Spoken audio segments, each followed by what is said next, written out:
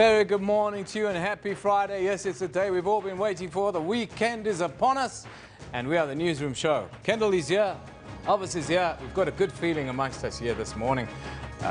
But, of course, the big story of the last 24 hours, Elvis is the president in the goings-on in the Supreme Court of Appeal in Bloemfontein. Well, it was a surprise yesterday, says many, because they considered that, of course, it was irrational for the charges to be dropped, those 783 charges that the president is facing. And that's why we asked you the question yesterday, Kendall.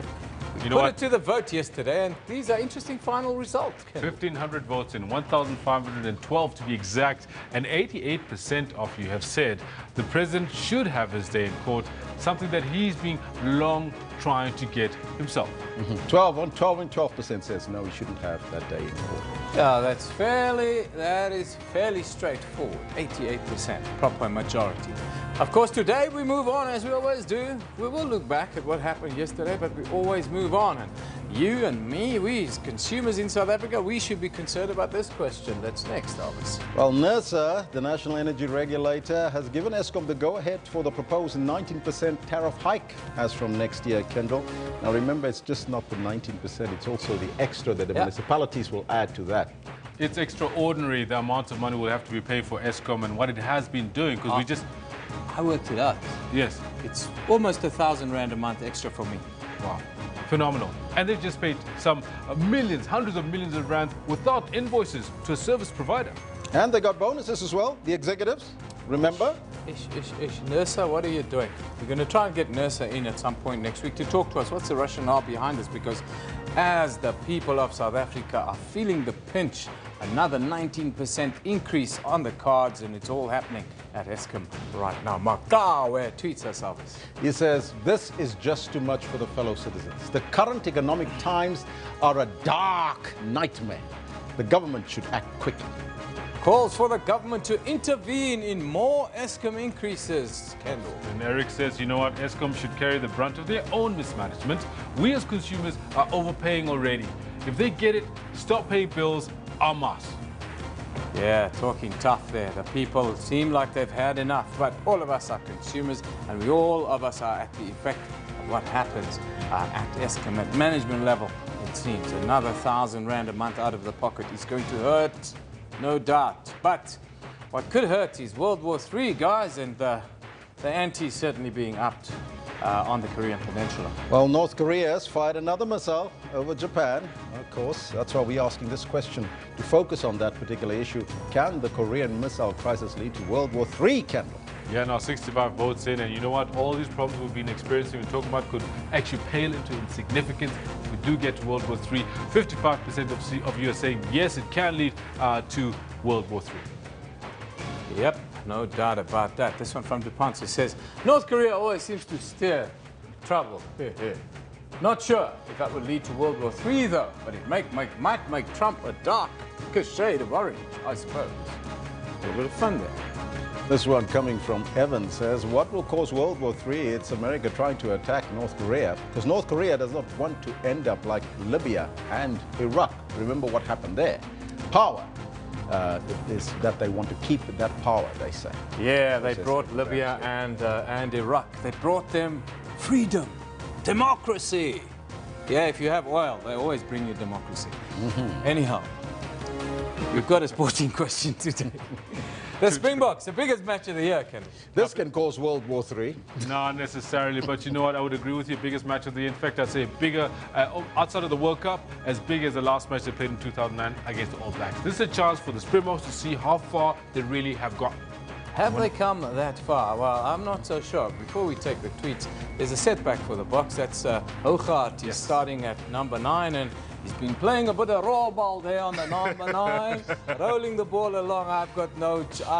After what I saw that Hougaard starting at 9, I have just said no chance tomorrow. You know what? You and a few other pundits are saying the same thing. In fact, I'll be chatting to Jody about just that. See what chances the Springboks do have against the All Blacks tomorrow. But tell us, what do you think? What chance? Do you give them a chance against the All Blacks in New Zealand tomorrow? Well, this one from Sikizwa says, oh yes, I trust the boys will never disappoint us. Coming from the Durance there. Pilato comes in as well, says, very positive and confident. Says, with this form, I think the Boks are going to take this one. All the trophies are standing at in Auckland at New Zealand's headquarters. The Bledisloe Cup. All the trophies in rugby. So let's not get ahead of ourselves. I'm not saying that we're going to take a hiding. I want the Boks to give a good account of themselves, but I don't know. I've got my issues with team selections. We'll talk about that shortly before 10 o'clock this morning, so they've missed that. But I think we've got to get the news going. Let's get down to business.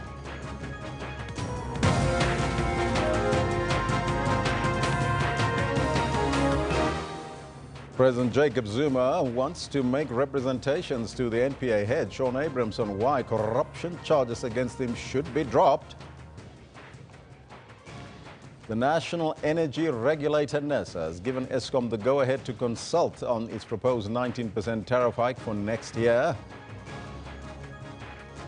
And the United States has called on China and Russia to make direct actions to rein in North Korea after it fired a ballistic missile over Japan into the Pacific. Now, those are all your headlines. But before we get to the news, let's find out from Kendo Makamate whether the roll ball is playing. Leave the man alone.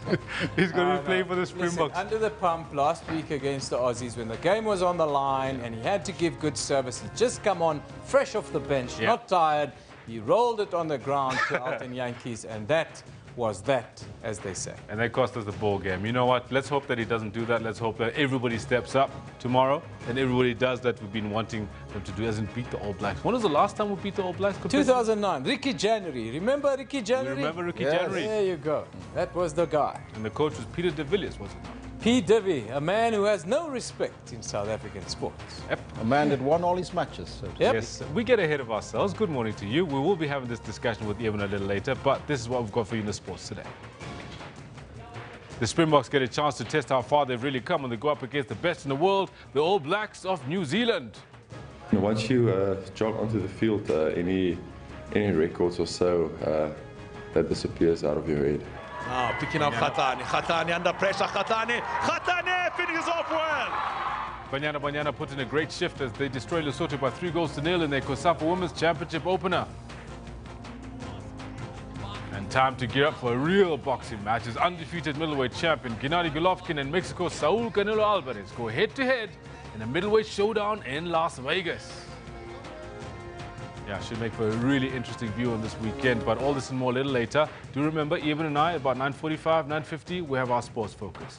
For now, it's back to Elvis, who's got the news. Thank you, Kendall. Top story this hour.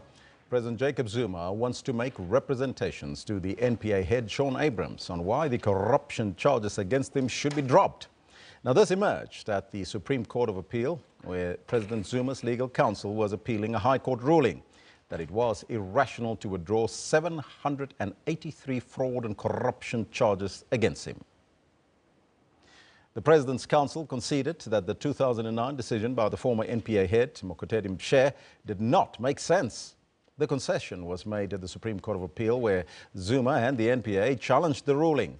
It seems the President may now have his day in court, and all eyes are on Abrahams on when the President could be prosecuted. Mshe dropped the charges after listening to recordings between his predecessor, Bulelani Ngcuka, and the former Scorpions boss, Leonard McCarthy. They were discussing whether the indictment against Zuma should be served before or after the 2007 Polokwane conference. Defend technically the basis at which this decision was arrived at. No, I'm not defending that. So you can't defend that. So what we're at idem about is that in terms of the decision and the technically correct aspects, they erred. I would accept that. It's Justice Nasser. Well, let's take a step further. In other words, they made an irrational decision. Well, that is then correct, yes. And this signaled the end of the appeal case. President Jacob Zuma's counsel further stated that the timing of serving the indictment was not serious enough not to prosecute. Another concession followed, this time from the NPA, that the wrong statute was used to justify dropping the prosecution. I reread Liebenberg, and it's directly against me. It's directly against. Directly against. All right. Thank you. And in getting to this concession, the justices came down hard on advocate Mokotedi Mshe's rationality. There may be cases of an egregious abuse of power by a prosecutor, which may well warrant a prosecutor deciding that because of this abuse of power, I am going to stop the prosecution. I can accept that. But what he does is he invokes the wrong doctrine. The doctrine abuse of process deals with permanent stays. What I'm putting to you, therefore, is this. That is another indication of a man operating with at least no idea of what he's doing, or alternatively, not applying his mind at all to what he's doing. It has taken 8 years to get to this point, the legal bill running into millions of rand. The DA says it has spent over 10 million rand. I think it's been worth every penny because not only for securing this particular outcome, but more than anything else, to make sure that the principle of equality before the law is now very firmly located in case law. Judgment has been reserved. Meanwhile, President Zuma has lashed out at opposition parties, saying they always approach the courts because they have no proper policies in place to beat the ANC at the ballot box. The president was addressing members of the African Ministries Association and the ANC branches in Port Elizabeth. He assured supporters that the party will win back the Nelson Mandela Bay Metro. President Zuma assured the gathering that the ANC will reclaim the Nelson Mandela Bay municipality from the DA. He says unity was the biggest challenge facing the ANC. President Zuma added that the coalition government in the metro will not last a long time. It is important for us to unite. When united, we have power. That is why we lost Nelson Mandela Bay to the coalition government, because we were not united. This is a lesson we must learn. When you are not united, you will lose.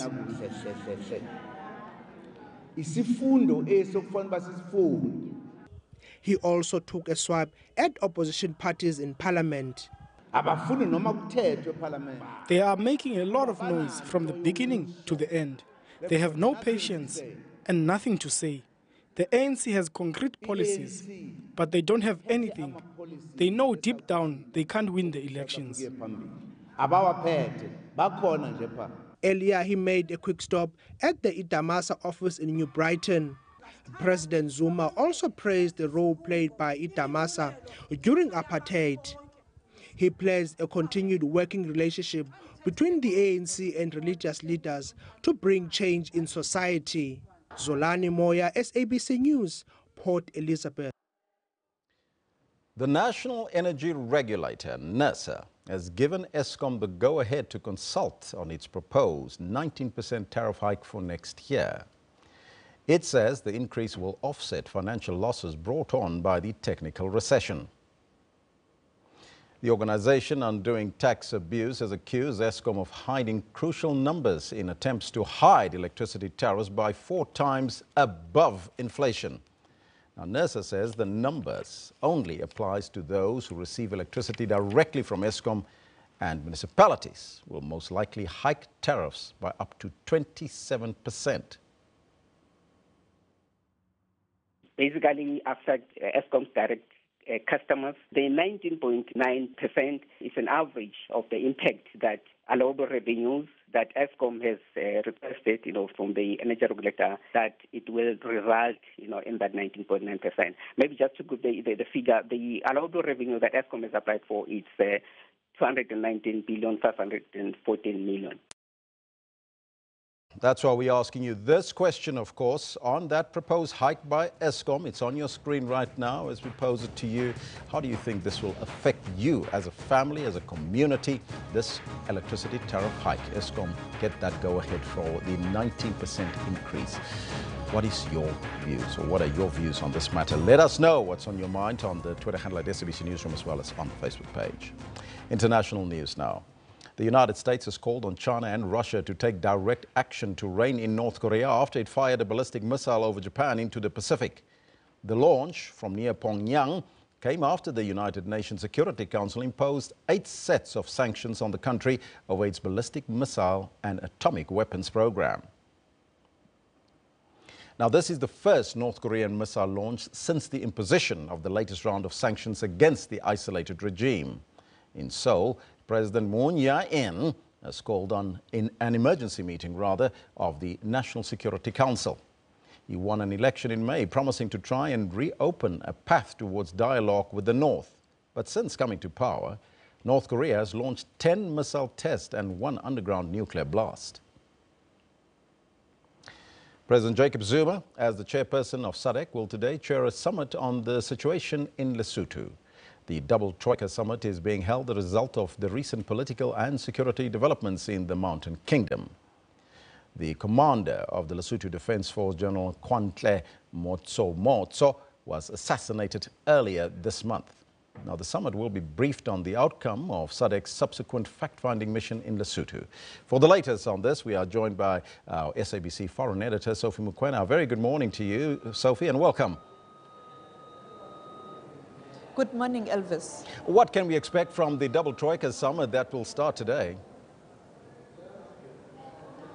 As you can see behind me, we have a banner of the SADC Summit that took place a few weeks ago.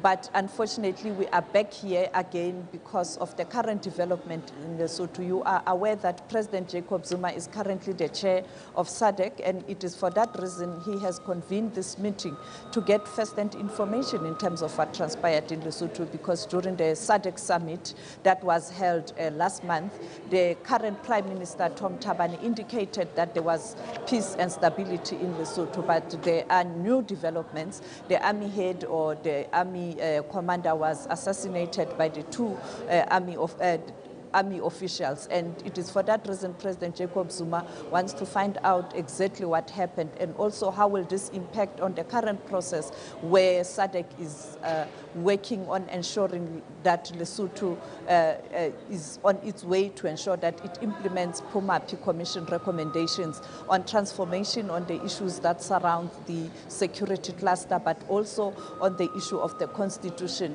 so that in the future, when the country goes to the polls, there is a decisive winner, but also the electoral process create a space where people can be able to decisively elect the leadership, because the current situation where all the time we find that Lesotho has got a coalition government is not sustainable. We expect the ministers to start with the meeting, the Troika member countries, that is South Africa, the chair, the incoming chair, Namibia, the outgoing chair, Swaziland, the Tanzania and Angola. The ministers will be here any minute and they will get a report. You'd recall that there was a fact-finding mission that was sent to Lesotho to get information after that incident, and it is for that reason we expect the ministers in the morning to go through that report, and that report will be tabled before heads of states later this afternoon, and that meeting will be chaired by President Jacob Zuma. Now, it's a very important situation that developed there, because that ministerial fact-finding mission will now report back today. But what sort of assistance do you think will the Mountain Kingdom need, especially after the assassination of Lesotho's Defence Force General Kwantle Motso? Well, during the SADC meeting, it was agreed that there should be a committee that will ensure that the recommendations of PUMAPI are implemented. But I think today we will see a request for deployment of troops. It might be a situation where perhaps member countries will agree that it must be at the technocrat level rather than the real armed forces. But I think the issue of security will be high on the agenda, and I am confident that President Zuma will look at the report and engage his peers and decide whether there is a necessity to beef up security. The other problem, you'll recall that the former Deputy Prime Minister and the former Defence Minister are currently in South Africa after there were reports that there was a standoff, particularly the Defence Minister who was arrested. Yesterday we saw the former Finance Minister also was arrested, and all those developments indicates that all is not well. But it's not a serious security problem, but it looks like something is brewing, and SADC wants to ensure that that doesn't amount to serious security problems in Lesotho. What else will be discussed there, Sophie?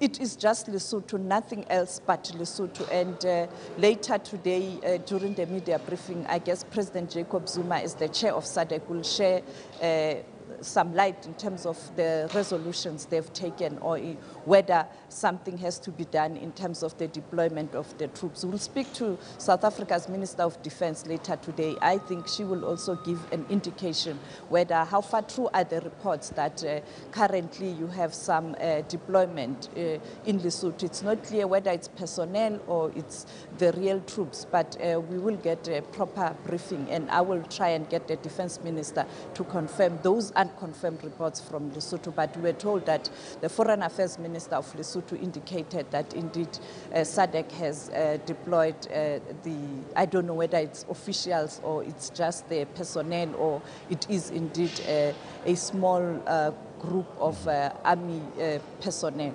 Thank you so much for that report. That was Sophie Mukwena, SABC's foreign editor, giving us that breakdown there. But right now, after the break, we will take a closer look at the reserved judgment at the SCA yesterday between the President and the Democratic Alliance. But for now, let's go over to Eben for social media trends. Yeah, Elvis, that was a big story, of course, yesterday.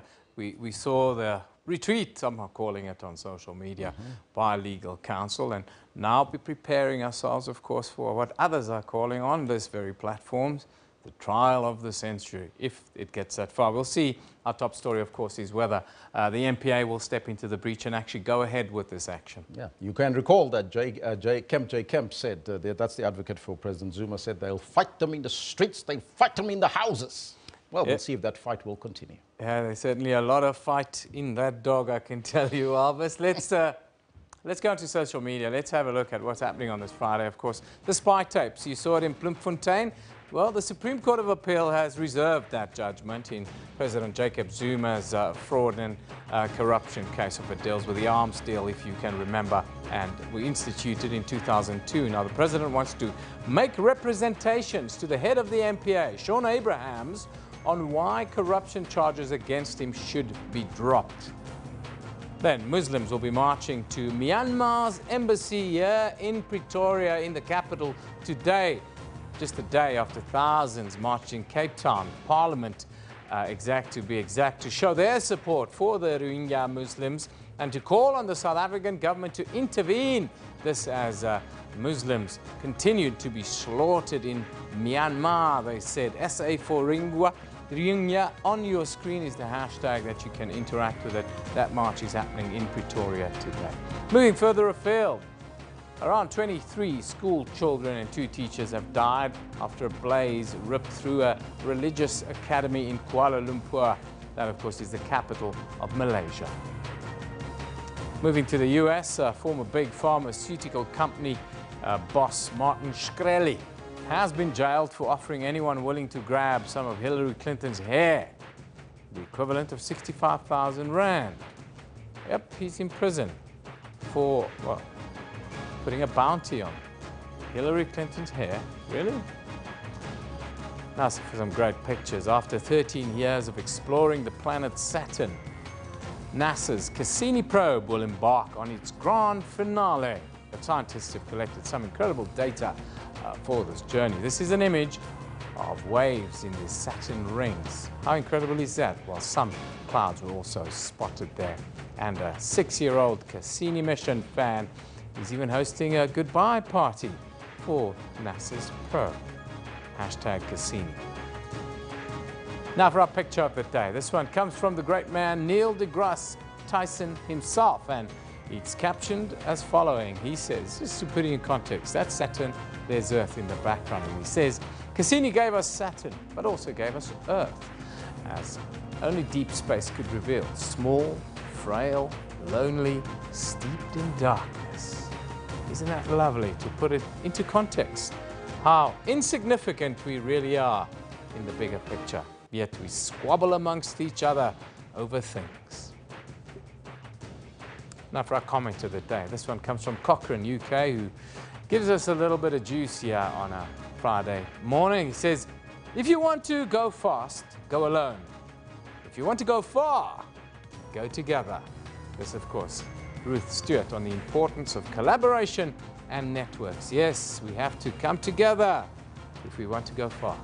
Simple thing. Let's go to the courts now. Have a look what's happening there. Here in Johannesburg, where Sandile Mantwe is set to appear at the High Court. Mantwe is on trial for killing his girlfriend Karabo Mokoena, as well as defeating the ends of justice. We are hopefully we'll be live there at 10 o'clock if we can get into the court there this morning. Still here in Johannesburg, a case against convicted drug dealer Radovan Krejcir and 4 others accused of killing Lebanese national Sam Issa will continue in the High Court this morning. The state claims the murder occurred due to a dispute over a 500,000 rand loan Issa made to Krejcir. Issa was gunned down in Bedfordview in 2013. In an unrelated matter, Krejcir was sentenced to 35 years imprisonment in August of 2015 for attempted murder, kidnapping and dealing in drugs. Now, in July of this year, the Czech fugitive applied for relocation to a prison here in Johannesburg. He's believed to be at Kokstad C-Max prison in KwaZulu-Natal. This is the country's most secure prison, we are told. Keep you updated how that develops for sure. Now, let's just look ahead to Monday. I know you're looking at the weekend, but we're already looking at Monday here on the Newsroom show. We're talking about the bystander effect. Yes, we are all guilty of it. It seems it's increasing in South Africa. Have you ever stood around watching a fight, somebody being mugged, a public racist outburst, or any other incident that you knew was wrong and you did nothing about it? Well, it's a phenomenon that's growing exponentially here in South Africa. Every day on social media, we see new clips of people being assaulted, robbed, even road rage. And we all just stand by. They say there's a thing in South Africa that you should mind your own business. We'll do all of that on Monday. After the break, we'll look back at what happened in the Supreme Court of Appeal in Bloemfontein yesterday.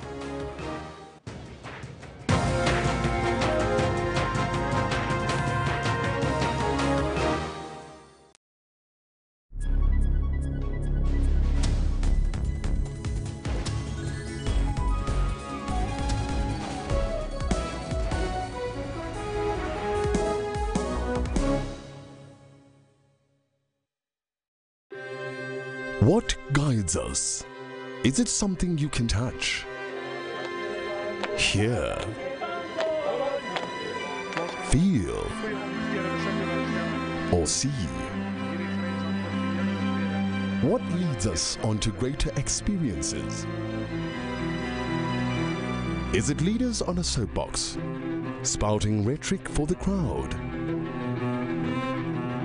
The advice of our elders? Or is it the actions of our people?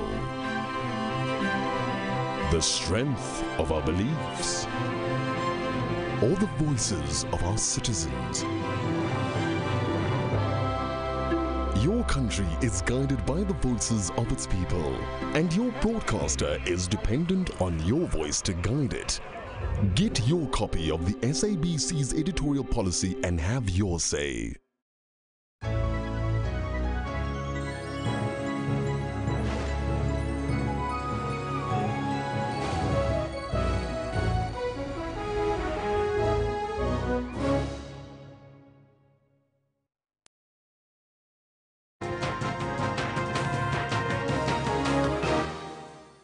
President Jacob Zuma has lashed out at opposition parties, saying that they always approach the courts because they have no proper policies in place to beat the African National Congress at the ballot box. The Supreme Court of Appeal yesterday reserved judgment in Zuma's appeal against the High Court ruling that the NPA had acted irrationally by dropping hundreds of corruption charges against him. In a dramatic about turn, both Zuma and the NPA conceded that the 2009 decision to withdraw the criminal charges was indeed irrational and stands to be set aside. Now, for more on the story, we're now joined in studio by Advocate James Grant from Wits Law School. A very good morning to you, Advocate, and welcome. Good morning. First and foremost, I would like to get your observation of the proceedings yesterday at the SCA. Much shorter than I think we all expected, and surprising in the sense that I think we were all taken aback at how the NPA and the President can have asked for an appeal and yet on the day presented virtually no argument.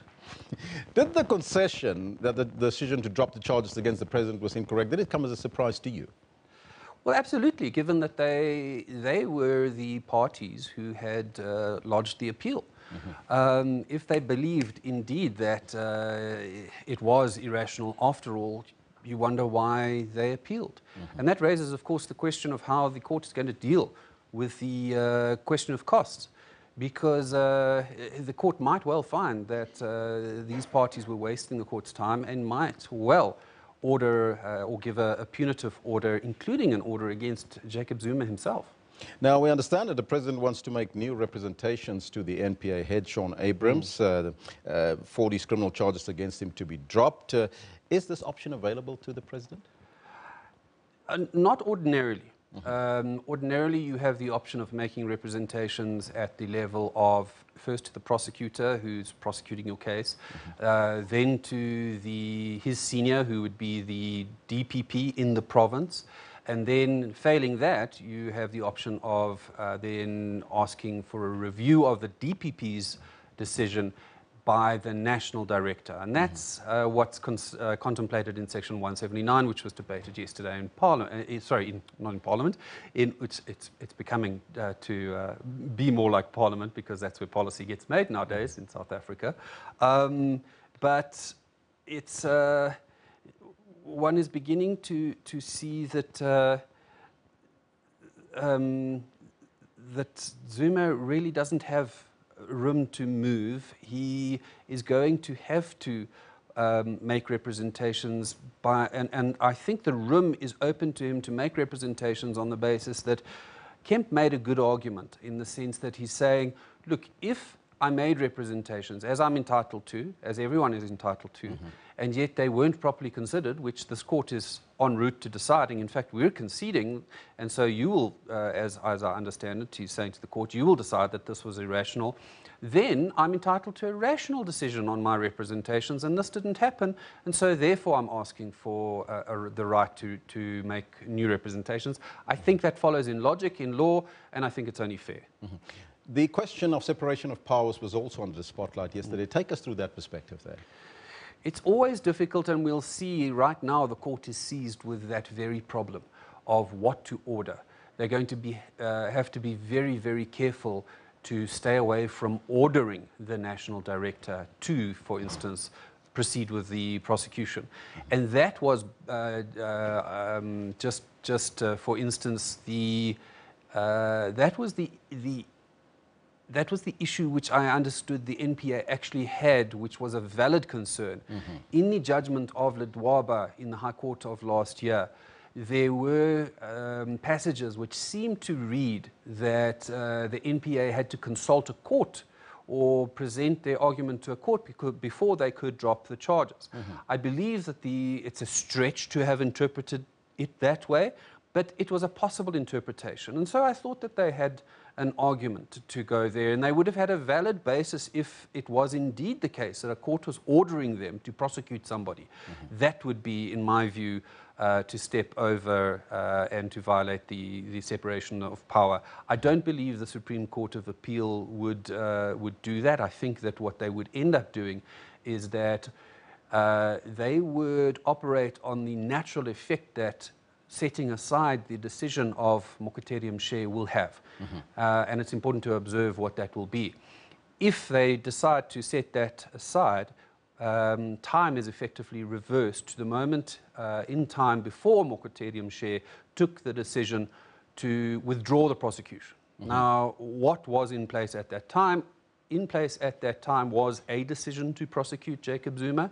An indictment had been served, and all systems were go to prosecute Jacob Zuma. We would be returned to that moment in time. The only thing that would need to be updated, I suppose, is the indictment, because it would simply be outdated. And I expect that the Supreme Court of Appeal is going to say, we find that this decision is irrational and therefore it's set aside. And this is the effect in law. I think that they would be so. They would go so far as to set it out, because there was some confusion after the High Court decision. and then to simply direct that, in their view, they believe that all that requires to be done is the indictment to be updated. The indictment to be updated, does that fall then squarely on the shoulders of Sean Abrams, the NPA head? It would. I should say, though, that while it would fall to him to update it, it's always possible for the Director of Public Prosecutions or for the prosecution service as a whole to, at any moment in a case, and certainly before it begins a prosecution, to take the decision to withdraw the charges and stop a prosecution. And so that option remains. What happens now with the NPA head, Sean Abrams, if he has got to take that decision? He's got two options. He can either prosecute or not. Take us through both those options, and what are the possibilities? Well, some say he has three. Some skeptics say he has three. The first is to decide to prosecute and to go ahead and to do so and to prosecute properly. The second is to decide to prosecute and to utterly hash it. And that's the one that concerns the skeptics, and to the extent to which that's a possibility, it does worry me. Because we are living in a society where I think some of us have lost faith in the system, and rightly so. And then there's the final one, which is that if he decides not to prosecute at all, well, let's start with that and go back to the first. If he decides not to prosecute at all, he is compelled under the Criminal Procedure Act to issue what's called a certificate nolle prosequi. Let's speak English here. It's a certificate which says, I decline, at the instance of the National Prosecuting Authority, to prosecute in this instance. He has to issue it to anyone who expresses an interest to themselves prosecute in a private capacity. And we all know that Gerinal is waiting in the wings for just such an eventuality. Of course, the difficulty would come if Sean Abrams decides to prosecute and doesn't do a good job of it, because then there's very little remedy either way. So does that then suggest that the president might not have his day in court as he's asked for? I think on any of these options, he will see several days in court. It's just on the skeptics' version, where Sean Abrams decides to prosecute but assigns a very junior team or a team with very little resources, for instance, so that they can't put a proper case. I expect that he's going to be under immense scrutiny not to do so. And of course, all sorts of questions would arise if he made that question in terms of the lawfulness of having conducted himself in that fashion. And he might well attract all sorts of review applications against him if he proceeds in that fashion.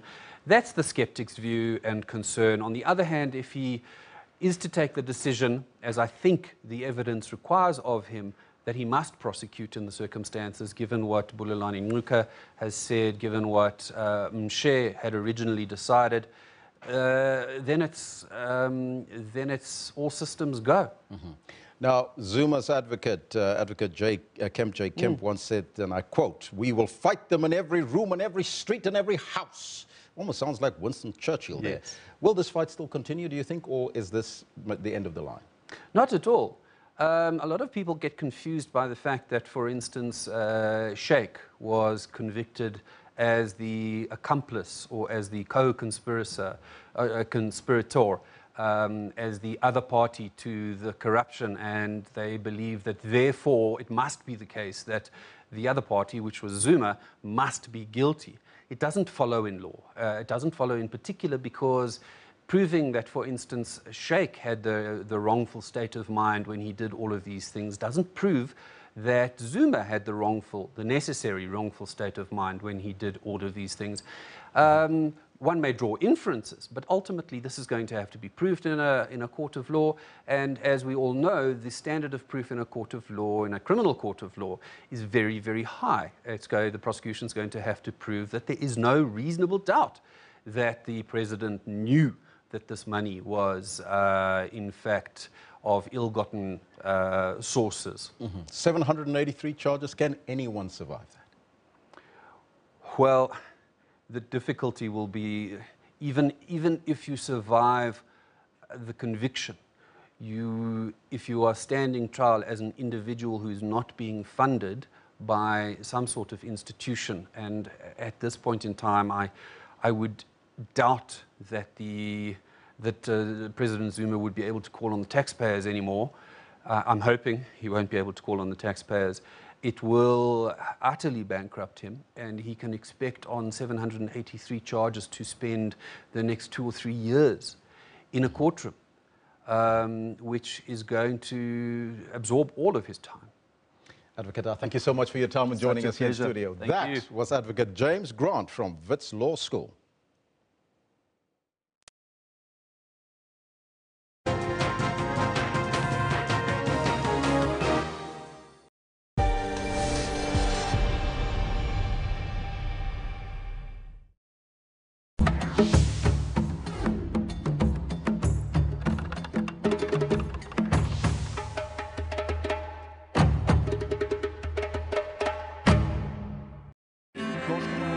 What guides us? What leads us forward? Is it the advice of our elders? Is it the actions of our people? Or the voices of our citizens? Your country is guided by the voices of its people, and your broadcaster is dependent on your voice to guide it. Get your copy of the SABC's editorial policy and have your say. What guides us? What leads us forward? Is it the advice of our elders? Is it the actions of our people? Or the voices of our citizens? Your country is guided by the voices of its people, and your broadcaster is dependent on your voice to guide it. Get your copy of the SABC's editorial policy and have your say.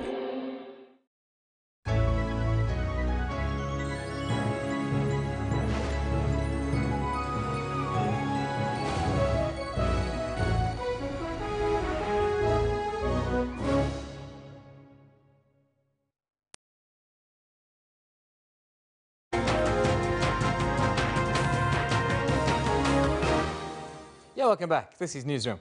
Now, the future of hundreds of corruption charges against President Jacob Zuma now remains unclear after the Supreme Court of Appeal reserved judgment on the president's application yesterday. President Zuma and the National Prosecuting Authority are challenging the High Court's ruling, which found that a decision by the NPA to drop the charges against him was irrational. Now, in a new twist in court yesterday, the president's counsel, Kemp J. Kemp, made a surprise concession. To talk a little bit more about this, well, we are joined via Skype by political analyst, Professor Dirk Kotze. Prof, thank you for being with us once again. Good morning, thank you. Prof, just give us your quick overview about what happened in court yesterday.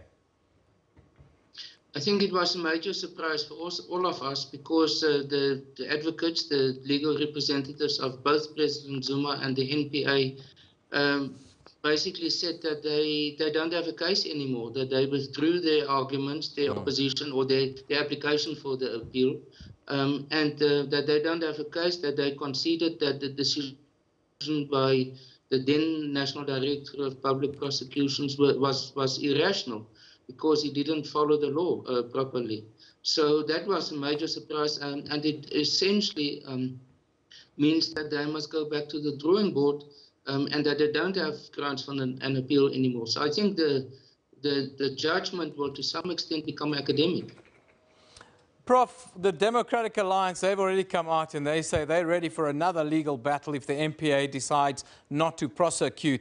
Do you expect the NPA to go ahead and prosecute the president now? I think there's much more pressure on the NPA now than before. Because they have now conceded that the first decision in 2009 was not rational, At the same time, it means that it takes them back to the charges of before 2009, and as well as the judgment of the High Court, which says that such a decision by implication must be a rational decision. So whatever decision they are going to take in future will be tested or can be tested immediately by the test of rationality. And then they will have to prove that their decision, if they don't want to prosecute President Zuma, is rational, and there are serious and important differences between the situation now and in 2009, which makes it rational. And I think this is going to be an absolutely difficult proof for the legal system to meet. The president lashed the opposition yesterday when he was in Nelson Mandela Bay. He says they always approach the courts because they have no proper policies in place to counter the ANC. Do you agree with what he said? Well, it's obviously to deviate the attention away from basically a major loss for him. And this is now the second loss in a very short period of time, because the judgment about the fact that the procedure of the provincial executive election in KwaZulu-Natal was also not proper is another major setback for President Zuma. So I think at this stage he is seriously in trouble because of these legal developments or judicial developments. And I think, therefore, he must develop some or other excuse or deviate the attention away from it, actually, because in principle, he's not making progress through the courts himself. You touched on the business of the ANC there. Just tell us about these court cases and then the instability we see in the run-up to the elective conference in December. There's even talks of postponement and so forth. How do you view these talks of postponement, and how do you view what is going on within the ANC right now? Well, we were in a similar situation in 2012 when the Free State Province's provincial conference was also set aside. The ANC in the end came to an agreement of how to approach it and how to be able to identify delegates for the national conference. And I hope for their own sake that they can do something similar for the national conference, because it's almost inconceivable for the national conference to be postponed or delayed, because the stakes are so high for the ANC in general. And it's not only within the ANC, it's the whole of South Africa who's watching it, and actually even beyond South Africa. So from that point of view, in order to stabilize the situation again within the ANC, and for the polarization that we've seen already taking place to a very detrimental effect for the ANC, we see the assassinations, especially in KwaZulu-Natal and other forms of behavior which undermines the ANC's coherence. That therefore the national conference has to happen in order to some extent to address the internal matters in the ANC. And therefore this judgment certainly does have an impact on President Zuma's following, but the judgment by the KwaZulu-Natal High Court is having even more of an impact on the future of the national conference. And therefore, it's now the leadership within the ANC, the top national leadership of the ANC, is really the ones who must resolve this matter now. Prof, thank you very much for that contribution today. That's Professor Dirk Kotze, respected political analyst here in South Africa, giving us his views as to what has happened with the court case of course, the president's application yesterday, but also what has happened elsewhere as we continue to deal, with big political discussions and stories that's been going on in South Africa this week. But in sport, it's a big day. It's a big day tomorrow for the Springboks. Finally, they will be weighted and tested whether they have arrived from the dark days. Yes, so you know what? I'll tell you what. You know what? This is one of those big moments in Springbok history. It's been a long time coming. Way back when Heineke Meyer was struggling with the Springboks, Alistair Gutierrez struggled. Now it's time to see whether all those Bosperade have actually come to fruition or not. The big news, of course, if you don't know it yet, is that Ross Cronje, the man who's taken on the mantle as the #1 scrum half, that guy that makes the box tick, He is withdrawn with illness this morning, and he's replaced by Francois Hougaard, the man South Africans love to hate. They say that he can't play as a scrum half, but he's starting in the biggest match of the last couple of years tomorrow. He's up against the All Blacks, who themselves are in a bit of a rebuilding phase. Seems like they're looking forward to the next World Cup already, trying different combinations, and which does make them a little bit open for the taking, a little less secure than they would have been previously. And this is what a lot of Springboks and a lot of Springbok fans are looking forward to. The Springboks, can they go up against an All Black side that is not at its prime? There's the question we ask you. Do you give the Boks a chance against New Zealand tomorrow? Of course, the game kicks off 9:30 in the morning, South African time. Tweet us. We'll put your tweets up at 10 o'clock when we take the when we open the next hour of the show. So tweet us and tell us what you think there. But it's such a busy sporting weekend. There's a whole host of other stuff. I'm specifically looking forward to a little bit of boxing, proper boxing, proper boxing. Triple G against Saul Canelo Alvarez. And these are pound for pound the best guys on the planet right now. It takes us back to the middleweights of the 80s and yesteryear, doesn't it? Yes, Marvelous Marvel Hagler, Sugar Ray Leonard, Tommy Hearns, Roberto Duran. Who can forget those? The heyday of boxing in our time. Well, these two middleweights, Gennady Golovkin has not lost a single fight. Undisputed champion up against a man who's only lost one fight, and that was against Floyd Mayweather back in 2013. These are proper boxers. They've had minutes and minutes of rounds of fighting, and they've been up against the best, and they've stood up against the test of time. And here they are. They're going to be fighting on, the wee hours of Sunday morning? Yeah, it should be 5 o'clock, round about there. They should step into the ring at about 5:30, I think. Of course, there'll be a big undercard. This is proper boxing. This is what gets me excited, Kendall. They're not that spectacle we saw. What's your height? What's your height? 181, 6'1", yeah. All right, you're slightly taller than Gennady Golovkin. I know me, I'm a heavyweight. Yeah, these are middleweights. You're more like a cruiserweight, I would say. Yeah, cruiserweight. More like a cruiserweight. That's right. Yeah. So listen, this is going to be a real boxing fight. Those people that are fans of boxing, this is the match you should have been working for. This is the match that's going to be the one that's going to keep you talking about boxing for the next 6 months. Yeah. This is the saving grace of boxing, I can tell you that. Boxing needs this fight after that spectacle, the money fight. That just was all about the money. It was terrible for me to watch and to see how the world embraced that kind of thing when it was really just a big farce. Yeah, it was just entertainment. And look, I mean, in terms of entertainment value, maybe it brought that, but this is what boxing is about. There's also a Formula One race this weekend in Singapore. They say that Mercedes-Benz is not that fast on this track, and this is a place where the Ferraris are going to hit back. Yeah, it seems like it. You know what the Ferraris have been wanting? They've been promising a surprise coming into this particular race. Singapore, it's a night race. A lot of people love night races. The sparks will be flying. Lewis Hamilton, for the first time, is in the lead in this particular championship. Let's see if he's able to maintain it throughout. But like you say, Ferrari are looking to come back with a bang. Yeah, they've won on that track quite a bit, you know, and it's nice to see this Ferrari going fast. You know, it's not nice to have one team dominate as always. Great to see them back. It's going to be fantastic this weekend. But my highlight of the weekend, it's a little bit of boxing. It's Triple G. I'm going with Triple G, by the way. I think Gennady Golovkin is the one guy that is really class. Canelo Alvarez. Canelo Alvarez is going to take this one. It's going to go distance. It's going to take it on points. Golovkin is going to knock him out inside of 8 rounds. That's what I say. That's what I say. But anyhow, let's go to Phil, who's got the weather for us.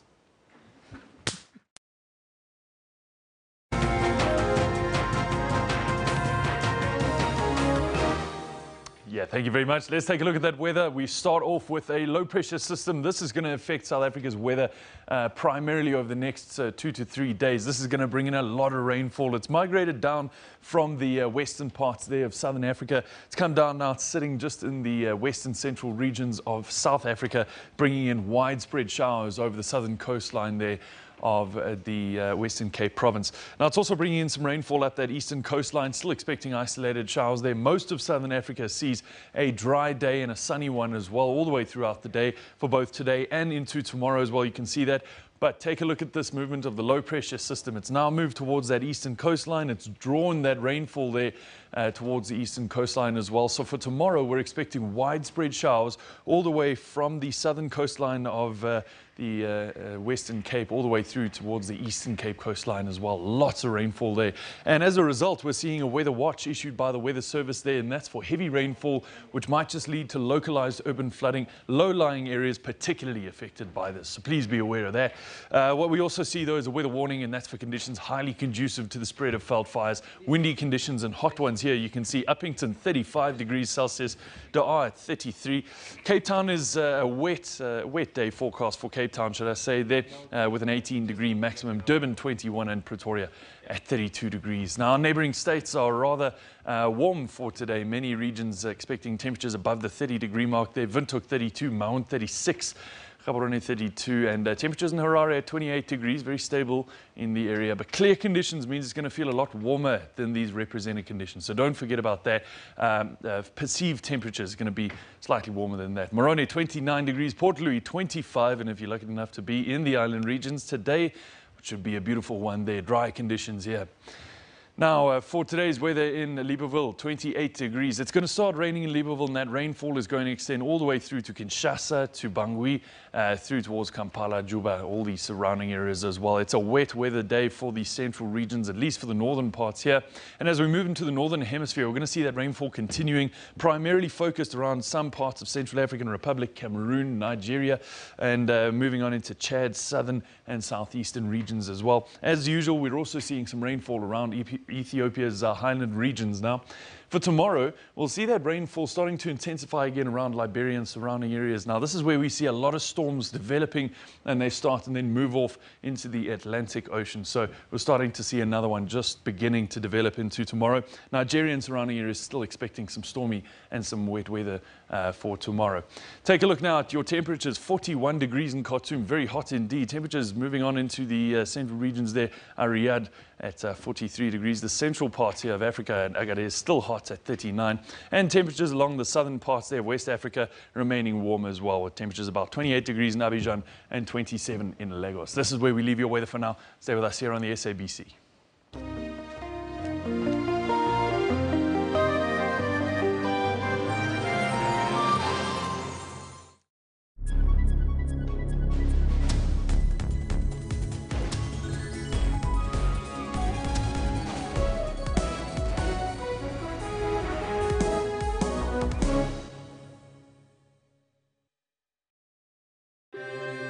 What guides us?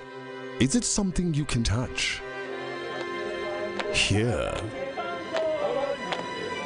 feel, or see? What leads us onto greater experiences? Is it leaders on a soapbox, spouting rhetoric for the crowd? The advice of our elders? Or is it the actions of our people? The strength of our beliefs? Or the voices of our citizens? Your country is guided by the voices of its people, and your broadcaster is dependent on your voice to guide it. Get your copy of the SABC's editorial policy and have your say. What guides us? What leads us forward? Is it leaders on a soapbox, spouting rhetoric for the crowd? Is it the actions of our people? Or the voices of our citizens? Your country is guided by the voices of its people, and your broadcaster is dependent on your voice to guide it. Get your copy of the SABC's editorial policy and have your say. With the stories of abuse from the other 8, but they haven't been ready to pursue any angles. They've offered their support. They've offered the comfort to the 8, and it's been an amazing journey. It feels like your heart actually literally sunk in your shoes. It wasn't a long encounter. I think at the time I froze. the way the criminal justice system deals with sexual violence is problematic. And I don't know, unless there's a fundamental change in many things, the way prosecutors deal with the victim in the matter. For all investigative insights, stay tuned to Special Assignment every Saturday at 17:30.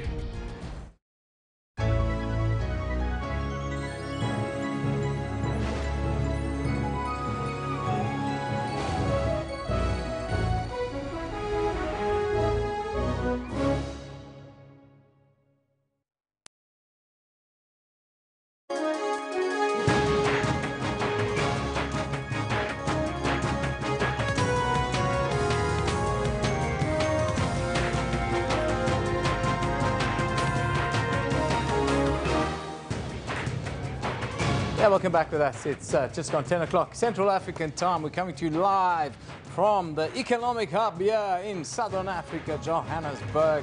Kendall and myself. Morning, Kendall. What a day to be alive on. We've got lots happening in the courts. We also have lots to look forward to over the weekend in terms of sports. Yeah, it's going to be a cracking sporting weekend. One of those that you'll think back or remember back fondly on when you look back at it towards the end of the year. Of course, all eyes on the box, Triple G, some fights and races, all sorts happening. But, of course, we ran a poll yesterday with regard to the President and his application to the Supreme Court of Appeal in Bloemfontein. Now, we've got a lot of people that have voted on this one, Ken. What a popular poll it turned out to be. No surprises, though, because we were asking you, should the President have his day in court? And no less than 1,512 votes came in, where the vast majority, even 88%, would say, yes, absolutely, he should. Yeah, they say to the President, if there's nothing to hide, then let's put this thing behind you. That's what the people are saying out there with regards to that. Of course, something that's going to affect all of us right here in the pocket. The National Energy Regulator. Now, they've given Eskom the go-ahead to start discussions on another 19% electricity tariff hike for next year. And Kendall, I know this is something that don't sit very good with you. Not at all. Not with my household, not even with any of my siblings' households. A 20% possible increase, which could probably even go higher once it gets to municipalities. Yeah. Nobody's happy with that. But I want to find out from you, what do you make of this? Eskom getting the go-ahead to negotiate a 19% increase. What are your views? Well, Nazim says, I really don't know why the go-ahead is happening. Our government is making our lives more poor. Well, it's not the government. This is the energy regulator, Nazim, in this case. And Alden Mashaba says, the request is rather huge. Eskom needs to consider figures in relation to inflation. Anything above that, it really is a rip-off. Sober view there from Baldwin. Keep it coming, guys. Keep telling us what you think. Of course, a big concern around the world are missiles flying over Japan, left, right, and center, as Kim Jong-un is upping the ante with regards to what people are calling the pretext of World War III, Kendall. Do you think that's alarmist, or is there merit in this question? Absolutely, there is merit in this question. Not alarmist. The last time I heard and read about ICBMs in mass media was way back when Ronald Reagan was still president of the United States. It's true. And 159 votes have come in, where 57% say yes, we're not being alarmist, this could lead to World War III. Yes, slight majority. Let's hope that's a real view, that it's too close to call. Buyile tells us, well, it's going to be World War III. Straight up. Let's hope that we are far down south and the fallout don't reach us, if that is the case. But it is a concern, Kendall. And the nuclear fallout will affect all of us eventually. North Korea is pushing for World War III, and it's going to happen very soon. Yeah, all of you guys are saying that the end is nigh. Anyhow, for the Springboks, could be as early as tomorrow morning, really. It could well be. We laugh because we know how important this match is. It's important to us. It's nervous laughter, I'll have you know. The Springboks will be up against the All Blacks, and it's time to see whether they really have got that mettle to go up against the best team in the world. Come on, tell us that you believe in the Boks, guys. Wynand, it's Wynand Besaidenout. He says, the Pumas showed some cracks in the All Black team. Keep the All Blacks turning around for 80 minutes and they can be beaten.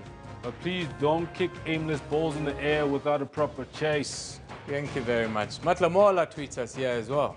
He says Argentina showed how it's done. Yes, they stand a good chance of winning. You know what people forget? Against the All Blacks, against any Kiwi side, if you go into halftime with a lead, make sure it's 20 points plus. Yeah, no, you have to start properly. You have to start properly and set the tone early, and you've got to play for 80 minutes, no doubt about that. But let's hope the Boks do something, Kendall. I hope Ross Grenier was going to play at 9 because he's the one guy that gets Alton going at least a little Absolutely. The understanding between that back line is immense. In fact, the loose forwards in the back line has been phenomenal. Let's hope that Hocha does not become the weak link, that he just fits into the system and keeps that service going. Don't forget, 10:40, Jody Hendricks is going to be here. That'll be a very interesting chat. I'm sure you're going to put him under the pump today. Anyhow, let's take a look now. The top stories on Newsroom at this hour.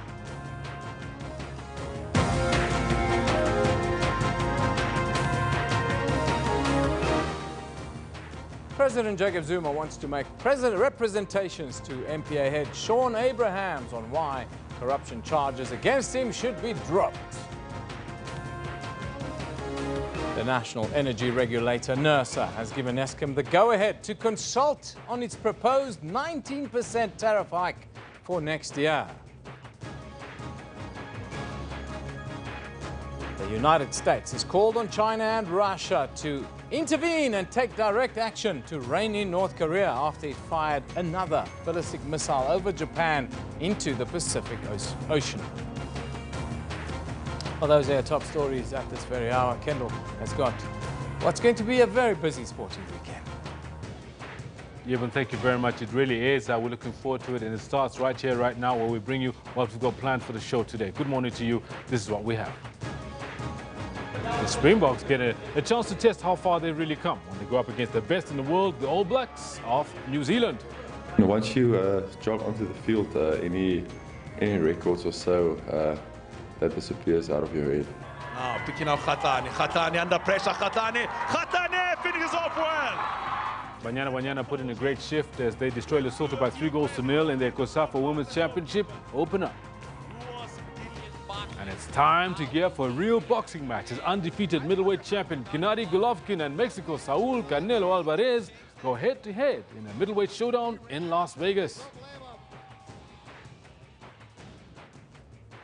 And of course, today our free practice session 1 starts off at the Singapore Grand Prix. All this and more a little later in the Sports Bulletin. I will be chatting with Jody Hendricks. Make sure you come join us again at 10:40. Don't leave Yevon though, because he's got the news. Yeah, thanks, Kendall. Very good morning to you. This is our top story right now. President Jacob Zuma wants to make representations to the head of the National Prosecuting Authority, Sean Abrahams, as to why corruption charges against him should be dropped. This emerged in the Supreme Court of Appeals yesterday, where Jacob Zuma's legal counsel was appealing a High Court ruling that it was irrational to withdraw 783 fraud and corruption charges against him. Zuma's counsel conceded that the 2009 decision by former NPA head Mokotedi Mche did not make sense. The concession was made at the Supreme Court of Appeal, where Zuma and the NPA challenged this ruling. It seems the president may now have his day in court, and all eyes are on Abrahams on when the president could be prosecuted. Mche dropped the charges after listening to recordings between his predecessor Bulelani Nguka and former Scorpions boss Leonard McCarthy. They were discussing whether the indictment against Zuma should be served before or after the 2007 Polokwane conference. Can you defend technically the basis at which this decision was arrived at? No, I'm not defending that. So you can't defend that. So what we're at idem about is that in terms of the decision and the technically correct aspects, they erred. I would accept that, Justice Nassar. Well, let's go a step further. In other words, they made an irrational decision. Well, that is then correct, yes. And this signaled the end of the appeal case. President Jacob Zuma's counsel further stated that the timing of serving the indictment was not serious enough not to prosecute. Another concession followed, this time from the NPA, that the wrong statute was used to justify dropping the prosecution. I reread Liebenberg, and it's directly against me. It's directly against? Directly against me. All right. Thank you. And in getting to this concession, the justices came down hard on Advocate Mokotedi Mche's rationality. There may be cases of an egregious abuse of power by a prosecutor which may well warrant a prosecutor deciding that because of this abuse of power, I am going to stop the prosecution. I can accept that. But what he does is he invokes the wrong doctrine. The doctrine abuse of process deals with permanent stays. What I'm putting to you, therefore, is this. That is another indication of a man operating with at least no idea of what he's doing, or alternatively, not applying his mind at all to what he's doing. It has taken 8 years to get to this point, the legal bill running into millions of rand. The DA says it has spent over 10 million rand. I think it's been worth every penny because not only for securing this particular outcome, but more than anything else, to make sure that the principle of equality before the law is now very firmly located in case law. Judgment has been reserved.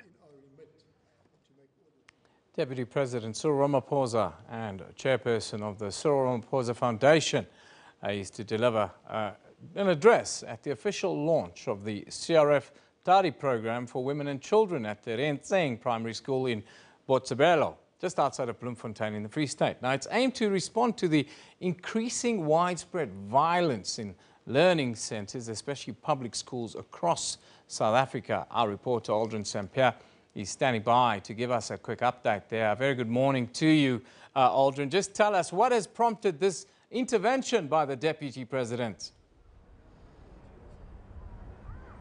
Well, yes, sir. Good morning, Eben. What's actually prompted this intervention is, according to the program, is that the Cyril Ramaphosa Foundation, this is a project that's being piloted by the foundation, not the Deputy President's office itself, but the Cyril Ramaphosa Foundation has partnered with different partners, including the Adopt a School a program where they've done extensive research looking into the extent of violence in different schools and the extent of violence in different areas. And they've identified two areas. One is here where we are at the moment. This is in Botshabelo Rentseng Primary School. And then the other one, the other pilot project, will be in Diepsloot in Gauteng. And they've identified that there are various challenges facing these communities. And in comparison specifically is that you look at these two communities and you find that both communities are poverty-stricken. And there is also this high rate of unemployment as well as incidents of violence. I just want to give you a shot of what's currently happening inside the marquee that has been set up. As you can see, that the marquee is full to capacity. Hundreds of pupils from around the various schools here in Botshabelo have gathered here at the launch of this project being spearheaded by the Cyril Ramaphosa Foundation. Cyril Ramaphosa is also here, is expected to deliver the keynote address. And I see that the Minister of Women, who's also the Minister in the Presidency, Susan Shabangu, will also be delivering an address, as well as Anva Surki, the Deputy Minister of Basic Education. So you see that it is a multifaceted approach to these problems and issues that are facing the various schools. And we've seen, for instance, the videos, social media videos that have come out of these schools of incidents of violence that have taken place in these schools, and how do you ensure that these schools are safeguarded. Just want to go through a number of stakeholders that are part of this event and part of this program that has been set up by the foundation. We have the Department of Home Affairs, the Department of Social Development. We see that the Department of Justice is also come together to be part of this. And this is what the foundation says, that there should be a multi-sectoral approach to the problems that are facing the schools, as well as facing the various communities. And quite interesting, you know, Eben, is normally when you see these programs that focus on women and children abuse, is that it almost always is a dialogue between between some stakeholders. However, though, men are always excluded from these conversations. But what this program now does is that it also brings men and boys to be part of the dialogue, part of the discussions, in trying to find a solution to this program, to these problems that these various communities are facing. Aldrin, I want to talk to you about one of the key issues that are coming out in schools. We see it's a phenomenon that's even affecting children as young as 6, 7 and 8 in our primary schools, and that is pregnancy, and even pregnancy children being made pregnant by teachers. Do you think the Deputy President will address this worrying development in our schools here in South Africa? Well, they do highlight the issue around sexual abuse, and one would imagine that this should be something that the Cyril Ramaphosa Foundation also looks into, like how do we make sure that we respond to this issue that is currently facing these various schools, as you've indicated, of young girls falling pregnant in school, even all the way to primary schools. So those are some of the issues that have been raised by the Department of Basic Education. And how do you find a solution to these issues? Well, you have the register that has been set up, the register that has been set up against teachers who are found to have sexually abused young pupils in schools. But how do you ensure that you rectify and make sure that these incidents do not take place in the schools? And when these incidents do take place in schools, how do you ensure that the schools are responsive and that these issues are not swept under the carpet? Indeed. Look forward to listening to what is being said there. It's certainly a crisis, all crisis levels, both violence and pregnancy issues in our schools. Thank you to Aldrin St. Pierre there, giving us an update from Rietseng Primary School. That's outside, well, in Botshabela, outside of Bloemfontein, in the Free State. We'll be back there a little bit later as soon as the Deputy President takes to the podium. Also, we'll get another update, I think, in the next hour from Aldrin, probably with some of the stakeholders there. Now, we move on. The story that's concerning both you and me, the National Energy Regulator, NERSA, has given Eskom the go-ahead to consult on its proposed 19% tariff hike for next year. It says the increase will offset financial losses brought on by the technical recession we are going through.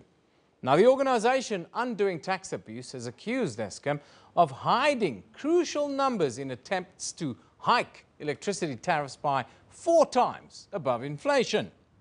NERSA says the number only applies to those who receive electricity directly from Eskom, and municipalities will most likely hike tariffs by up to 27%. Basically affect Eskom's direct customers. The 19.9% is an average of the impact that allowable revenues that Eskom has requested, from the energy regulator, that it will result, in that 19.9%. Maybe just to give the figure, the allowable revenue that Eskom has applied for is 219,514 million. Attention to the biggest story around the world today. The United States has now called on China and Russia to take direct action to rein in North Korea after it fired a ballistic missile over Japan into the Pacific Ocean. The launch from near Pyongyang came after the United Nations Security Council imposed 8 sets of sanctions on the country over its ballistic missile and atomic weapons program. This is the first North Korean missile launch since the imposition of the latest round of sanctions against the isolated regime. In Seoul, South Korean President Moon Jae-in has called an emergency meeting of the National Security Council. He won an election in May in that country, promising to try and reopen a path towards dialogue with the North. But since coming to power, North Korea has launched 10 missile tests and 1 underground nuclear blast. Of course, we're running a poll. We want to know what you think. Yes, the smart people saying, oh, war seems to be unavoidable. 184 of you have voted by now, and you are telling us, well, if we can take the bug away, you could tell us that you believe, 56% of you believe that this Korean missile crisis can lead to World War III if we are not careful. At the moment, Donald Trump is rather quiet, which should leave us all very worried. 184 of you voted. Keep on voting and keep on telling us. The world is very real at the moment, and these concerns are all of ours. We're going to take a little break. You're watching Newsroom right here on SABC News.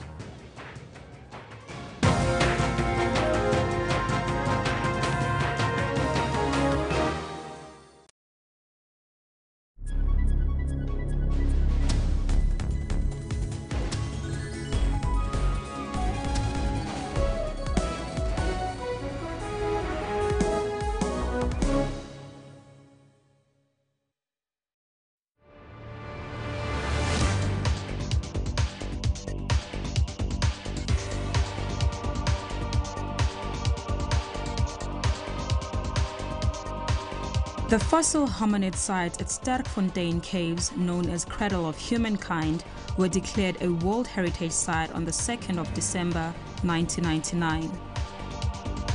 The Cradle of Humankind covers an area of over 47,000 hectares of privately owned land northwest of Johannesburg. Most of the sites is on dolomite, a rock type which is slightly soluble in water. There are currently over 200 caves on the site and 13 fossil sites. We know that Australopithecus africanus were present in the cradle from about 2 to 4 million years ago. It is generally known that hominids are close relatives of human ancestors.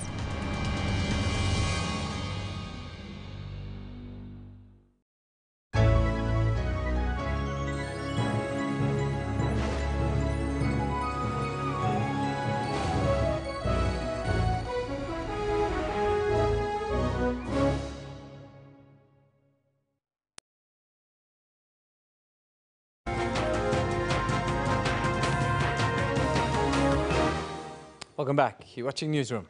Brazil's chief prosecutor has charged President Michel Temer with obstruction of justice and racketeering. It's the second round of criminal charges against the president, who denies any wrongdoing. Now, Temer is accused, along with 6 of his heavyweight political allies, of taking over R1 billion in kickbacks. It's a story that's developing. We'll give you more detail as it comes in. Amnesty International, meanwhile, has released satellite imagery, which it says shows how Rohingya villages in Myanmar have been burnt down. Up to 400,000 Rohingya have fled to Bangladesh from a Myanmar military offensive in the western state of Rakhine. Now, in South Africa, a march will be held to the Myanmar embassy in Pretoria later today to denounce the violence against the Muslims in that country. This follows a similar march to Parliament in Cape Town on Wednesday. The Myanmar military offensive was triggered by a series of Rohingya rebel attacks on August 25th on security posts and an army camp, in which about a dozen people were killed. Amnesty says it has detected up to 80 large fires in Rakhine State since August 25th and says it has been able to corroborate the burning by analyzing photographs taken from across the Naf River in Bangladesh, showing huge pillars of smoke rising inside Myanmar.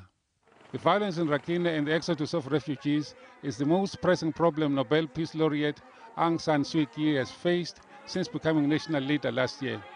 U.S. Senate Majority Leader Mitch McConnell said on Thursday he had spoken with Myanmar's Aung San Suu Kyi and that she said she was working to get aid to Rohingya Muslim areas in the Southeast Asian nation that were affected by the violence. Back home, President Jacob Zuma, as chairperson of SADC, will today chair a summit on the situation in Lesotho. The double Troika summit is being held as a result of recent political and security developments in the Mountain Kingdom. The commander of the Lesotho Defence Force, General Juantle Motsomotso, was assassinated there earlier this month. The summit will be briefed on the outcome of SADC's subsequent fact-finding mission to Lesotho. Now, for more on this story, let's talk to our foreign editor, Sophie Mukwena. Are back here again because of the current development in Lesotho. You are aware that President Jacob Zuma is currently the chair of SADC, and it is for that reason he has convened this meeting to get first-hand information in terms of what transpired in Lesotho, because during the SADC summit that was held last month, the current Prime Minister Tom Thabane indicated that there was peace and stability in Lesotho, but there are new developments. The army head or the army commander was assassinated by the 2 army officials, and it is for that reason President Jacob Zuma wants to find out exactly what happened, and also how will this impact on the current process where SADC is working on ensuring that Lesotho is on its way to ensure that it implements PUMAPI Commission recommendations on transformation, on the issues that surround the security cluster, but also on the issue of the constitution, so that in the future, when the country goes to the polls, there is a decisive winner, but also the electoral process create a space where people can be able to decisively elect the leadership, because the current situation where all the time we find that Lesotho has got a coalition government is not sustainable. We expect the ministers to start with the meeting, the Troika member countries, that is South Africa, the chair, the incoming chair, Namibia, the outgoing chair, Swaziland, the Tanzania and Angola. The ministers will be here any minute and they will get a report. You'd recall that there was a fact-finding mission that was sent to Lesotho to get information after that incident, and it is for that reason we expect the ministers in the morning to go through that report, and that report will be tabled before heads of states later this afternoon, and that meeting will be chaired by President Jacob Zuma. Now, it's a very important situation that developed there, because that ministerial fact-finding mission will now report back today. But what sort of assistance do you think will the Mountain Kingdom need, especially after the assassination of Lesotho's Defence Force General Kwantle Motsomotso?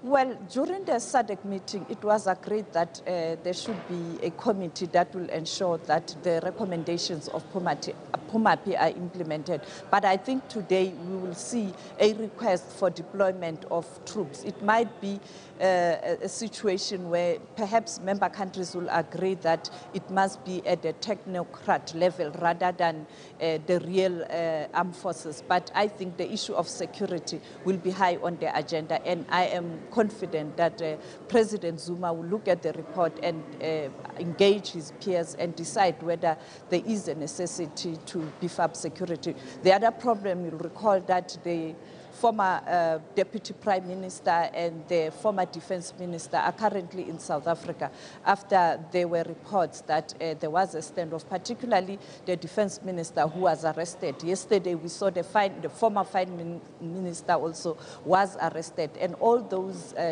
developments indicates that all is not well. But it's not a serious security problem, but it looks like something is brewing, and SADC wants to ensure that that doesn't amount to serious security problems in Lesotho.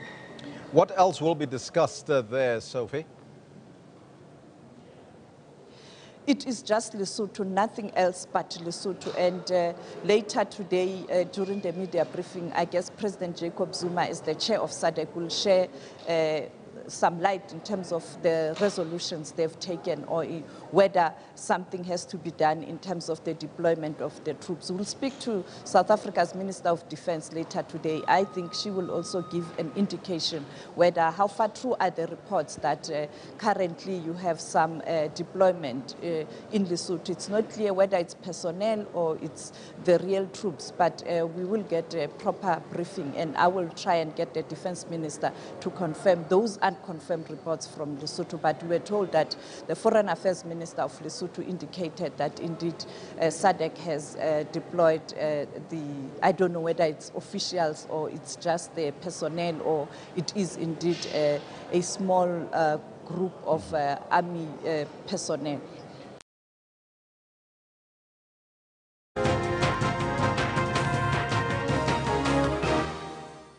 President Jacob Zuma has lashed out at opposition parties, saying that they always approach the courts because they have no proper policies in place to beat the African National Congress at the ballot box. The Supreme Court of Appeal yesterday reserved judgment in Zuma's appeal against the High Court ruling that the NPA had acted irrationally by dropping hundreds of corruption charges against him. In a dramatic about turn, both Zuma and the NPA conceded that the 2009 decision to withdraw the criminal charges was indeed irrational and stands to be set aside. Now, for more on the story, we're now joined in studio by Advocate James Grant from Wits Law School. A very good morning to you, Advocate, and welcome. Good morning. First and foremost, I would like to get your observation of the proceedings yesterday at the SCA. Much shorter than I think we all expected, and surprising in the sense that I think we were all taken aback at how the NPA and the President can have asked for an appeal and yet on the day presented virtually no argument. Did the concession that the decision to drop the charges against the President was incorrect, did it come as a surprise to you? Well, absolutely, given that they were the parties who had lodged the appeal. If they believed indeed that it was irrational after all, you wonder why they appealed. And that raises, of course, the question of how the court is going to deal with the question of costs. Because the court might well find that these parties were wasting the court's time and might well order or give a punitive order, including an order against Jacob Zuma himself. Now, we understand that the president wants to make new representations to the NPA head, Sean Abrams, for these criminal charges against him to be dropped. Is this option available to the president? Not ordinarily. Ordinarily, you have the option of making representations at the level of first to the prosecutor who's prosecuting your case, then to his senior who would be the DPP in the province, and then failing that, you have the option of then asking for a review of the DPP's decision by the national director. And that's what's contemplated in Section 179, which was debated yesterday in Parliament, not in Parliament, which it's becoming to be more like Parliament, because that's where policy gets made nowadays in South Africa. But it's, one is beginning to see that that Zuma really doesn't have room to move. He is going to have to make representations and I think the room is open to him to make representations on the basis that Kemp made a good argument, in the sense that he's saying, look, if I made representations, as I'm entitled to, as everyone is entitled to, and yet they weren't properly considered, which this court is en route to deciding. In fact, we're conceding, and so you will, as I understand it, he's saying to the court, you will decide that this was irrational. Then I'm entitled to a rational decision on my representations, and this didn't happen, and so therefore I'm asking for the right to make new representations. I think that follows in logic, in law, and I think it's only fair. The question of separation of powers was also under the spotlight yesterday. Take us through that perspective there. It's always difficult, and we'll see right now the court is seized with that very problem of what to order. They're going to be, have to be very, very careful to stay away from ordering the national director to, for instance, proceed with the prosecution. And that was for instance, that was the issue which I understood the NPA actually had, which was a valid concern.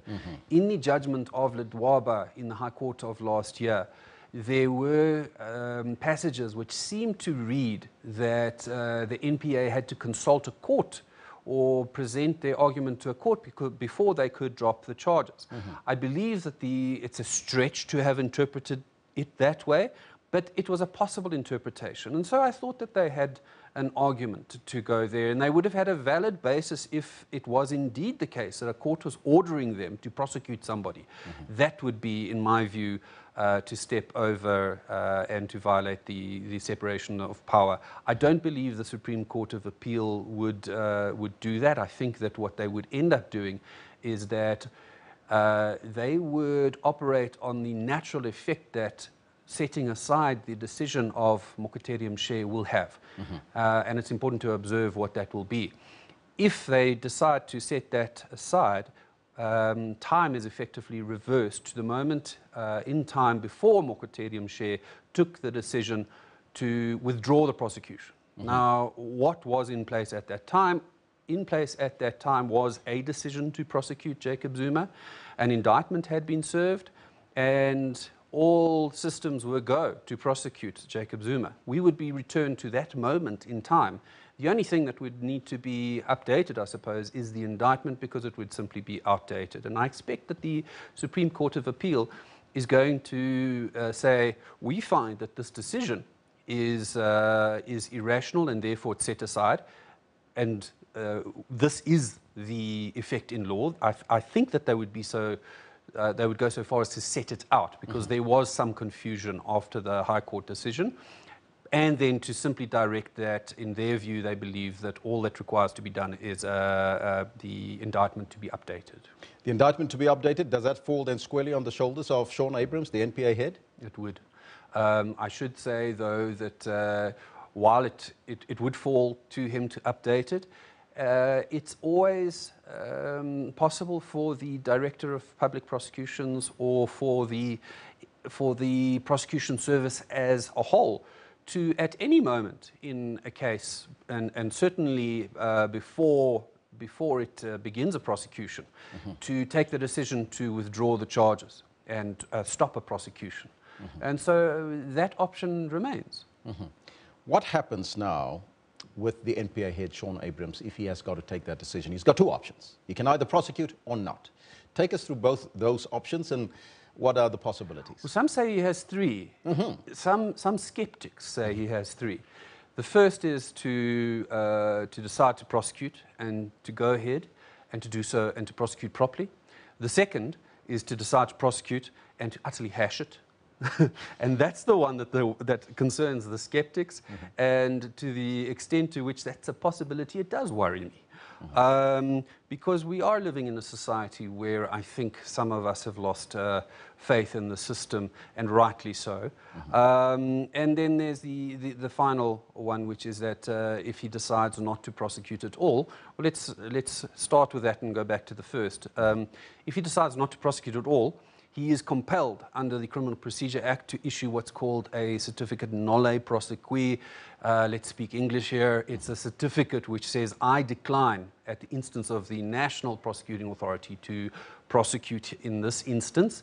He has to issue it to anyone who expresses an interest to themselves prosecute in a private capacity. And we all know that Gerinal is waiting in the wings for just such an eventuality. Of course, the difficulty would come if Shaun Abrahams decides to prosecute and doesn't do a good job of it, because then there's very little remedy either way. So does that then suggest that the president might not have his day in court as he's asked for? I think on any of these options, he will see several days in court. It's just on the skeptics' version, where Shaun Abrahams decides to prosecute but assigns a very junior team or a team with very little resources, for instance, so that they can't put a proper case.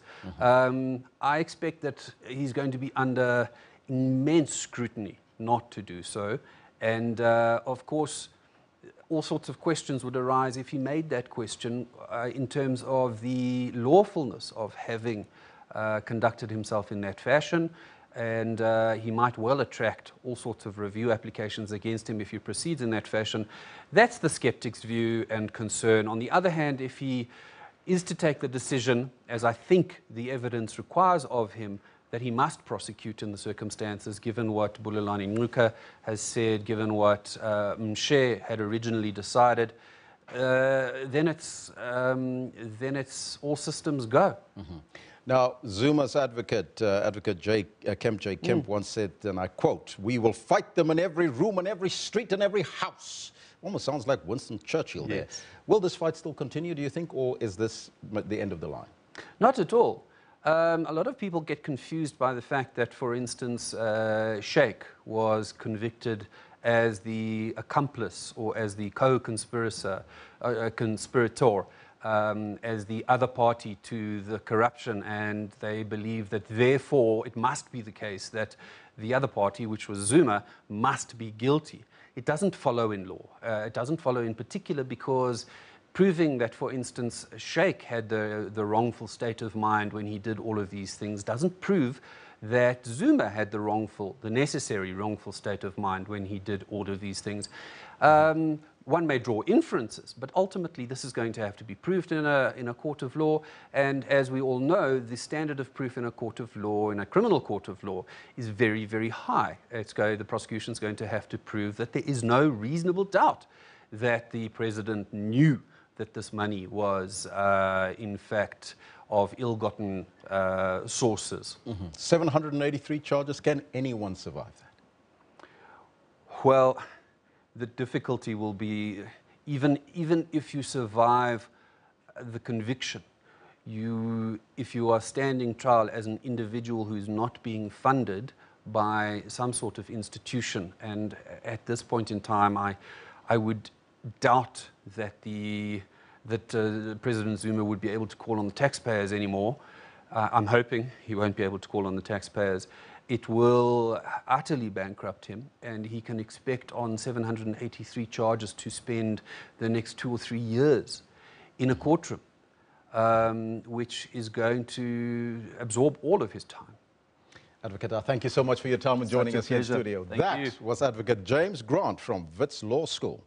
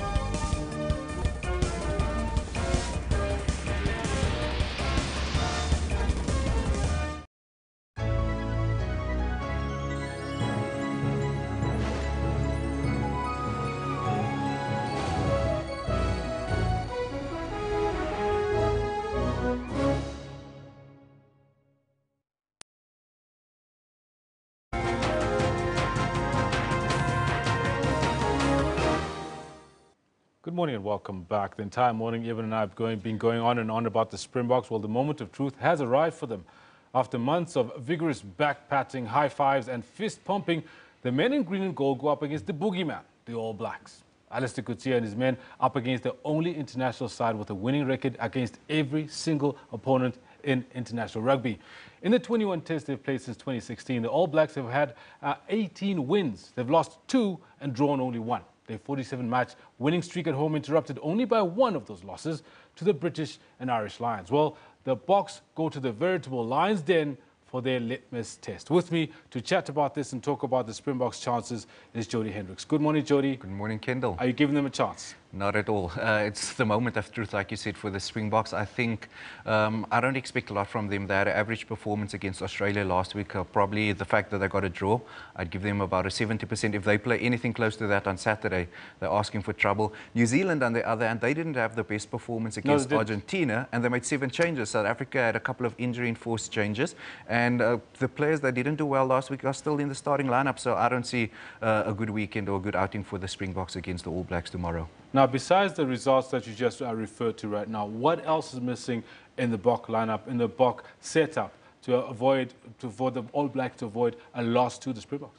Well, first of all, I don't think the A game is going to be good enough. They're going to have to bring the A+ game. The forwards are absolutely going to have to dominate the lineouts, the breakdown, scrums, especially to give the back line all that front foot ball. And I think the game in the back line for South Africa will probably be won or lost with our 10-15 combination, while they gel and how they alternate on Saturday between Alton Jantjies and Andries Coetzee. Andries Coetzee didn't have a good game, so did Alton Jantjies last week against Australia, and if the All Blacks exploit that, South Africa's in for a long day. We're going to talk about the key matchups shortly, but the big one that overnight that we found out, the big news, was how Ross Cronje is out with illness and gets replaced by Francois Hougaard. Now, one of the things that have been mentioned is Hougaard is not necessarily the sharpest of scrum halves, not in international rugby. How do you rate Francois Hougaard? How do you rate whatever performance he's going to bring to the game, and how it's going to basically help the Springboks tomorrow? The one thing that Ross has done well, the few opportunities he's gotten in 2017, is he plays he fits into the Springbok structure very well. So he links up, he's the link between the forwards and the backs, and he does that almost perfectly. Francois Hougaard brings the X factor, Kendall.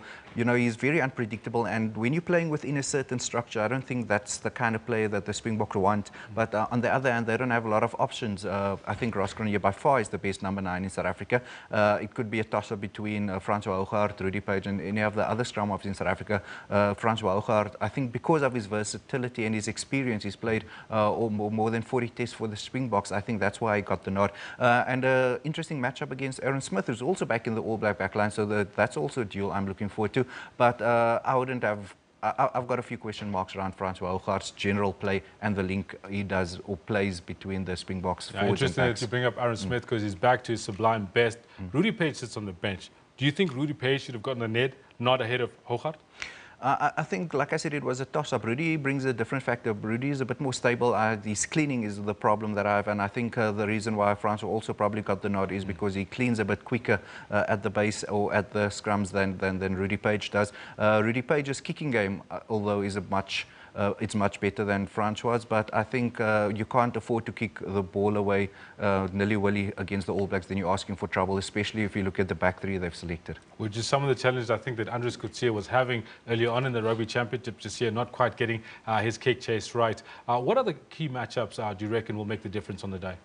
Well, first of all, I think number 10 is the Beauden Barrett and Elton Yankees, a pivotal role. We saw how the All Blacks struggled last week when Barrett had an off game, and also he didn't, he got a yellow card as well. So I think that is definitely a matchup. Elton is always spoken about the potential he has, and he has to prove it against the best in the world, and he has an opportunity tomorrow. I think the centre combinations is also going to be very interesting. I think Jan Serfontein and Jesse Kriel for South Africa, they'll need to link up more with the wings out wide. They haven't done that a lot. I've been disappointed by the Springbok backline, and I think, you know, if you go one-on-one with the All Blacks, you're asking for trouble. But if the Springboks manage to play as a unit and to make that step up from the A game to the A+ game and have a big increased performance like they did last week, they will be in with a chance, but it's going to be very difficult because if we look at the All Black starting lineup and we can go through all the changes that have been made, it's still world-class players that came in the Kendall. It's going to be very tough for the Springboks, and I think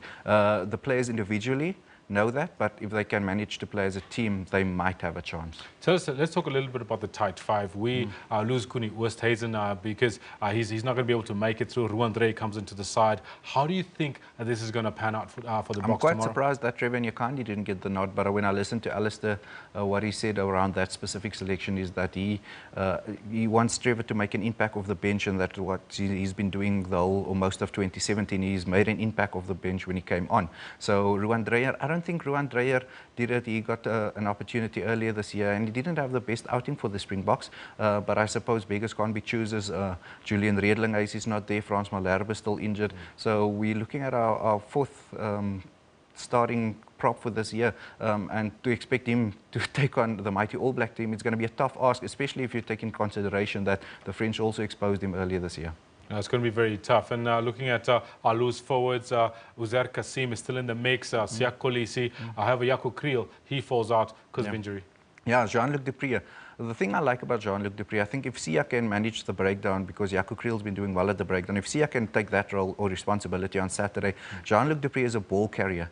And that is actually the kind of person we might need against the All Blacks, is to get us over the game line, to give us the forward momentum. And Jean-Luc Dupree is young, he's strong, he's very physical. If he can manage to get us a couple of meters across the game line and give our forwards front foot ball for the back line to lay the foundation, that could actually count in our favour. But like you said, sorry for Jaco Kriel, he's been doing well at the breakdown this season. I think that's been what's been keeping him in the team, actually, because I don't think on defence he's let a couple of tries slip or missed a couple of tackles, but at the breakdown he's been phenomenal. But Jean-Luc Dupree will give us something to put us on the front foot. I certainly have no doubt that Siya Kolisi will step up and man up and be at the breakdown and carry and do everything that he has been doing. He's been quite phenomenal as a player, also as a vice-captain to Eben Etzebeth.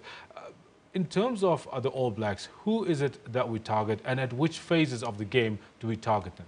Well, first of all, I think Kieran Reid, a phenomenal leader, he's gonna probably be the difference. Also, we spoke about the fly-ups, but Kieran Reid's his general play, besides the fact that he's captain, he leads the team phenomenally. And I think even if he wasn't captain, he'd still be the number 1/8 in the world. And I'm looking forward to see what Uzair Kasim might be able to do against him. It's an opportunity for a young Kasim to make a name against the All Black legend. So I think the decision making on the field under there as well. I've criticised Evan's decision making against Australia last week.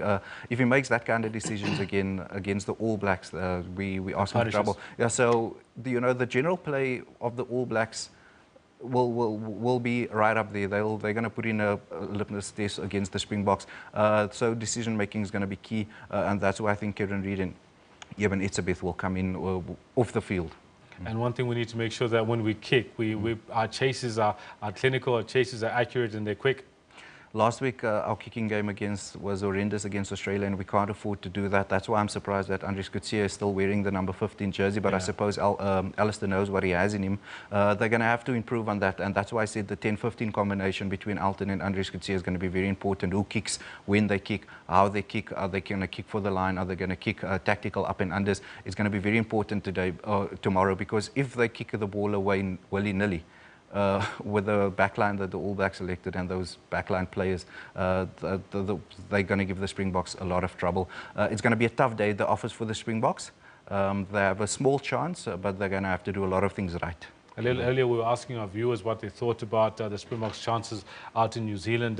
It's going to be a tough ask to even try and get and be competitive tomorrow. And if we do have that available, I'd like to share it. But in the meantime, I can tell you this. I'm already talking about us and not them. I'm talking about the Springboks. And I'm talking about them as if I've taken ownership, because I think I've got belief in what this team can do. Maybe not necessarily now, but a little later. Let's have a look here. Nazim has come and he says, let's wait and see. I don't give them a chance in Australia, but they gave it all and came up with a draw. So he reckons, you know what, anything could happen tomorrow, and it remains to be seen. Janae comes in as well and says she sure does believe they've got a chance. Go Bokke.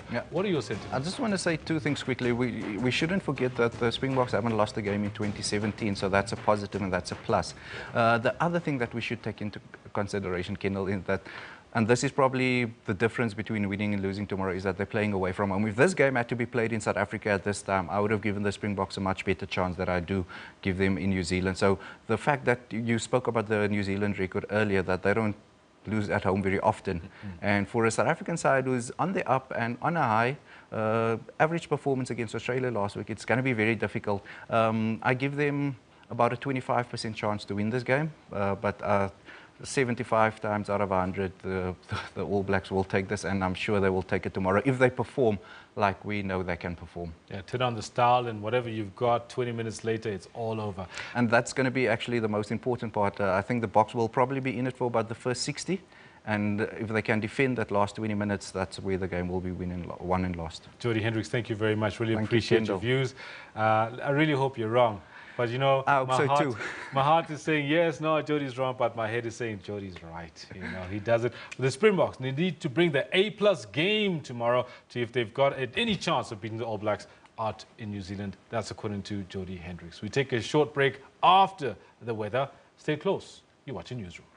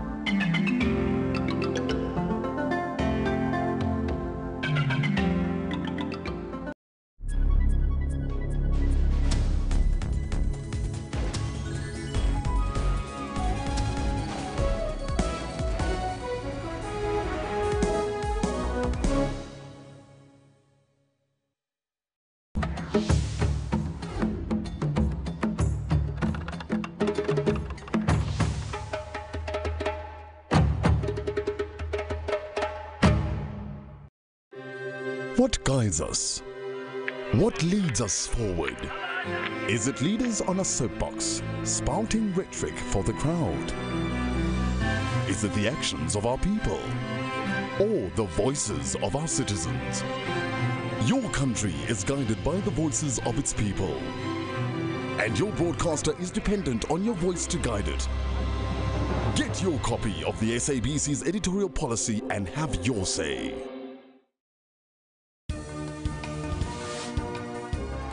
Well, a very good morning and welcome to AM News live at 1000 hours across all Central Africa regions.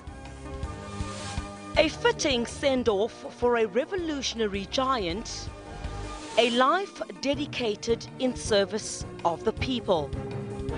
The result means that the Swallows are out of the ABC Multiple League and drop to the amateur fourth tier of South African football, the SAB League. Tune in on AM News every Saturday and Sunday from 10 hours. All the voices of our citizens. Your country is guided by the voices of its people. And your broadcaster is dependent on your voice to guide it. The Broadcast Act enjoins the SABC to constantly review its policies every 5 years. So this was tried in 2013, and last year when it was being implemented, certain changes were brought in that were not included in the public participation process, and ICASA then kicked the amendments out. So now we are faced with a situation where the policies that are in place are the policies of 2004. Those policies are okay in certain respects, but they don't take into consideration significant technological developments that have happened.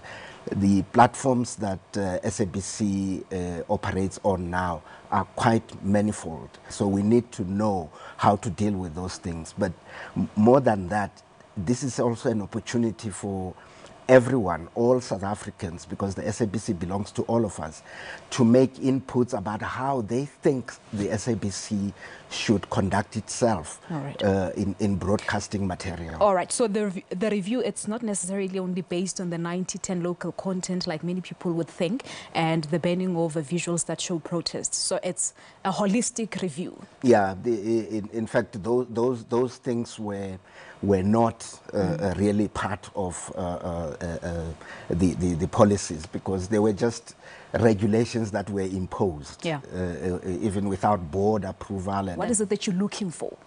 We want South Africans to say, for example, let's take the issue around violence.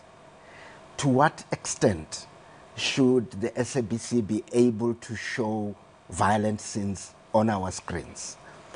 Now, if we say we want them to go up to this point, to what extent does that become censorship? So the fine line that must define sufficient information for South Africans to see what is happening, and not too much encroachment to a point where you're denying South Africans the right to know what is actually happening. There are things like the display of dead bodies, for example, on our screens. Do South Africans think that that should happen if we are doing it? The policies deal also with educational matters.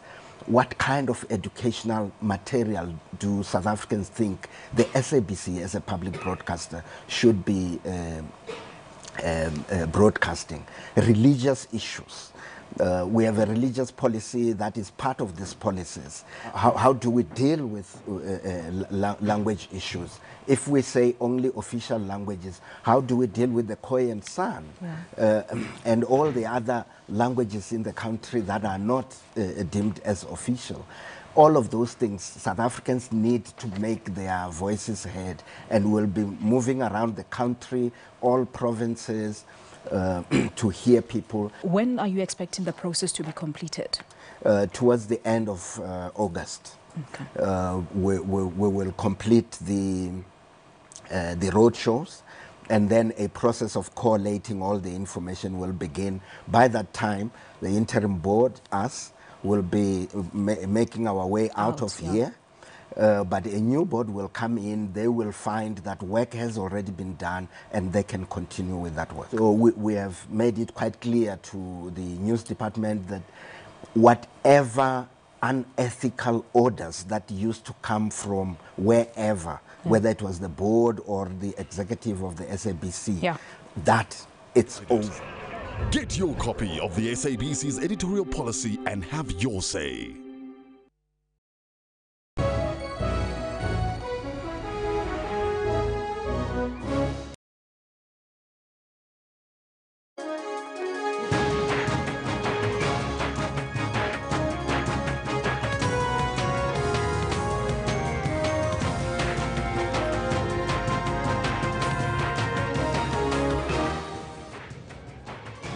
It's the final hour here on the Newsroom, Jumbo Africa. My name is Elvis Preslin. I'm Kendall Mahamat. We'll be with you until 12 o'clock. Now, yesterday we ran a poll on the president, whether or not he should face his day in court, Kendall. And we saw what happened, of course, in court yesterday.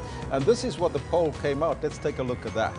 A lot of people are up in arms saying after all that time of trying to avoid his day in court and all sorts of different arguments, they concede just like that in a day. We asked you yesterday, should the president have his day in court? 1,512 of you came and voted, and you said, 88% of you said, yes, he should, of course. 12%, only 12% said no, he shouldn't face his day in court. But we'll see if that is going to happen. But the focus really today is on the National Energy Regulator, NERSA, who was given Eskom the go-ahead for that proposed 19% increase in electricity tariffs. 19% increase in electricity tariffs, and that's from Eskom. Never mind, you said a little earlier, never mind what the municipality is going to put on top of the 19%. Exactly, that's why we're asking you, what's your take on this? What's your views on this? And you are tweeting us on the Twitter handle. Vainan says. He says, so where is this 19% increase going anyway? Oh, 4 departments, NERSA, Eskom, municipalities and government. This one coming from Lhasa Batlamolo says, we cannot being held responsible for the damage caused by the irresponsible Eskom CEOs.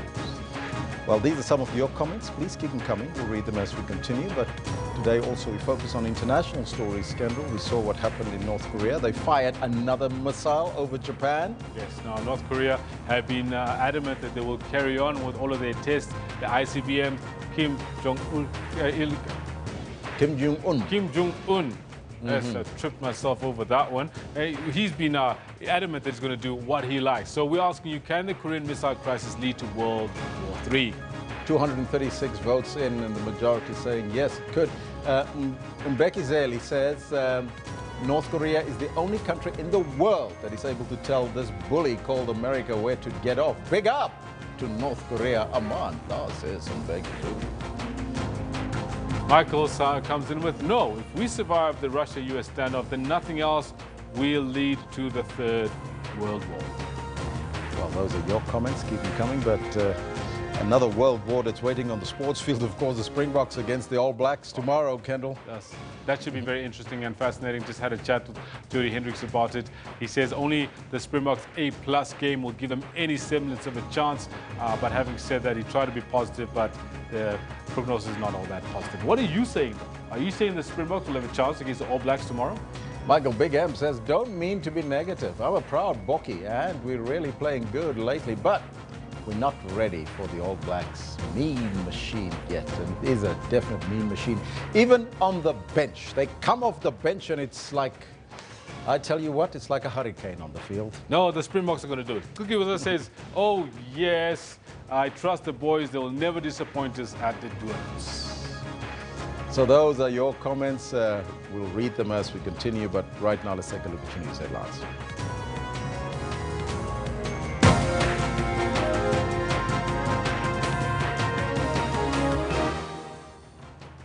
President Jacob Zuma wants to make representations to the NPA head, Sean Abrams, on why corruption charges against him should be dropped. The National Energy Regulator, NERSA, has given Eskom the go-ahead to consult on its proposed 19% tariff hike for next year. And you heard that the United States has called on China and Russia to take direct action to rein in North Korea after it fired a ballistic missile over Japan into the Pacific. Those are your headlines, but before we get to the news, let's find out from Kendall what's happening on the sports front. Elvis, thank you very much for that save that you made. It's Kim Jong-un. Thanks very much. I was tripping up over the name of his father and his name. But hey, good morning to you. This is what we have for you in the sports today. The Springboks get a chance to test how far they've really come when they go up against the best in the world, the All Blacks of New Zealand. Once you jog onto the field, any records or so, that disappears out of your head. Now picking out Khatani under pressure, Khatani finishes off well. Banyana put in a great shift as they destroyed Lesotho by 3-0 in their COSAFA Women's Championship opener. And time to gear up for a real boxing match as undefeated middleweight champion Gennady Golovkin and Mexico's Saul Canelo Alvarez go head-to-head in a middleweight showdown in Las Vegas. A weekend of cracking sports throughout, wall-to-wall, all the way to Sunday night. All this and more a little later in the Sports Bulletin. To stay with Elvis as he's got the news. Now, Deputy President Cyril Ramaphosa and Chairperson of the Cyril Ramaphosa Foundation, CRF, is to deliver a keynote address at the official launch of the CRF Tariff program for women and children at Rietsiang Primary School in Botshabelo in Bloemfontein in the Free State. Now, it's aimed to respond to the increasing widespread violence in the learning centers, especially in public schools across the country. Let's now go there live. I probably deserve the title of Freedom of Mangaung. But I've come here for good reasons. And amongst the reasons that brought me to this wonderful province was the launching of the Shanduka Kagiso Trust Foundation programs. You've adopted more than approximately 400 schools in this particular province. You focus on management and leadership, mathematics and science, and a range of direct issues that confront education. And such partnerships has contributed very significantly and critically to the overall achievement and performance of the province. And we would like to say to the Shanduka Trust, to the Adoptive School Program through which you work, and to the Cyril Ramaphosa Foundation, not only in Deep Sloot, but also here. Thank you very, very much for your wonderful work. And Donne Nicole, very well done. You've been a capable leader in terms of these institutions.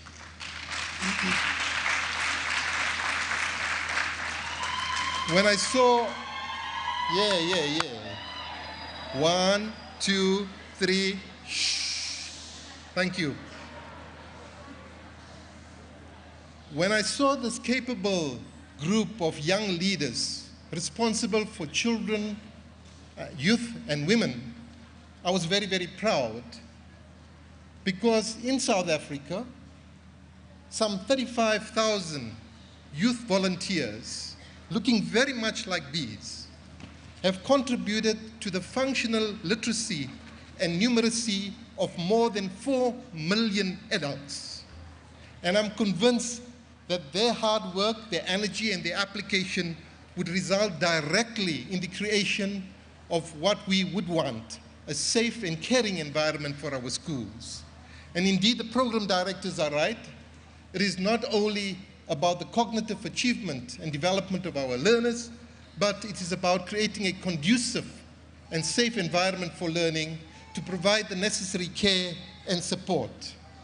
Now, Botshabelo is appropriately, well, translated means a place of safety. And the fact that your foundation, the Cyril Ramaphosa Foundation, creates such a place of safety means that indeed you are resonating well, your work is resonating well with the original intent of this particularly important area. Deputy President, care and support has been an important pillar in the education system. We work closely with UNESCO and our Southern African countries to establish such institutions of learning. And this would be one other important model in that particularly important paradigm. And therefore, we are grateful that you are innovating in bringing such an institution or such a facility to an institution, not only for the school, but for a cluster of schools that will be utilizing it. There was a time when there was no psychosocial support in our country for our learners. We can now celebrate the fact that each district has psychosocial support. We have occupational therapists, speech therapists, psychologists, social workers. And we've gone beyond districts and we've now moved to circuits. Because if we do not provide the emotional support to our learners, just beyond the physical support, we would find that they would not be able to cope with the enormous challenges in terms of the social issues that they confront, that of poverty, that of unemployment, that of violence at home. And therefore it's critical that we pay particular attention to this, and we want to congratulate the provincial coordinator for really illustrating the impact of this particular program, but pushing it forward in a very meaningful way. So, Deputy President, it's not my task really to give a keynote address, but to perhaps conclude on this reality. One, that 1,500,000 of our learners have a single parent or caregiver at home. And 5% of the total learner population is orphaned. In other words, have neither father nor mother. And for that reason, places of safety such as this becomes very, very critical, because you create an avenue, a location for our learners to basically be protected and to do their work in an environment that's conducive to them. So we would like to congratulate your foundation for the work that what you're doing now, that you've done in the past, and that's illustrated in the impact of the interventions in the results of the Free State.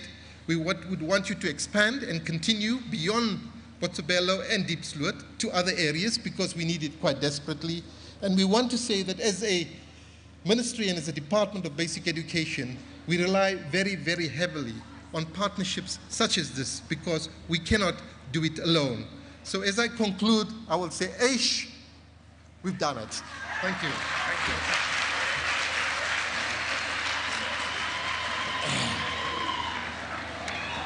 Thank you. Thank you very much, Deputy Minister. You're one of us in Mangaung. Can we put our hands together for the Deputy Minister? Thank you.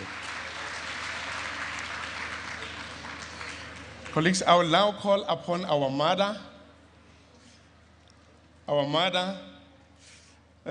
Minister of Women and Children, Nesha Bango, to come to the stage to address us, and thereafter to present the Deputy President and the Chairperson of Cyril Ramaphosa Foundation.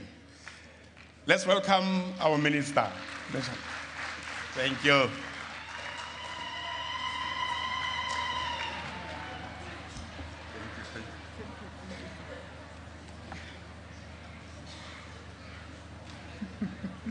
I can't see people.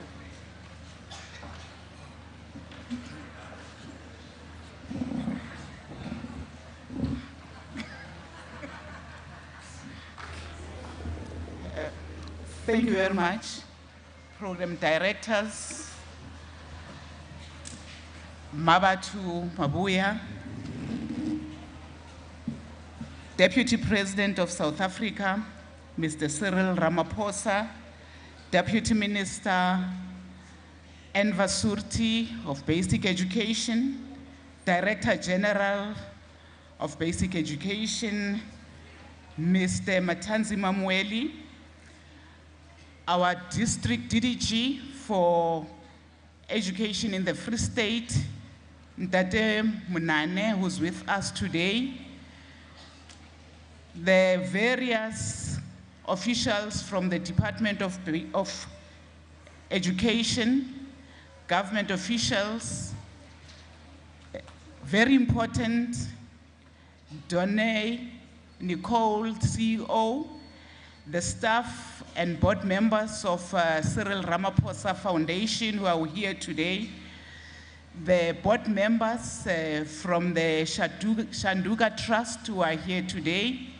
Very important, the principal of Rienseng, the principals from Botshabelo around the area, the educators who are with us today, learners and the choir from Rienseng, parents around here, learners leaders around Botshabelo and locally, but also very important, the various stakeholders who are here today. May I take this opportunity to say, as the Department of Women, we are here today celebrating but also launching one of the most important areas of social support. And as we are here today, I want to say, very important for all of us, without mothers, without women, we are unable to advance as a country.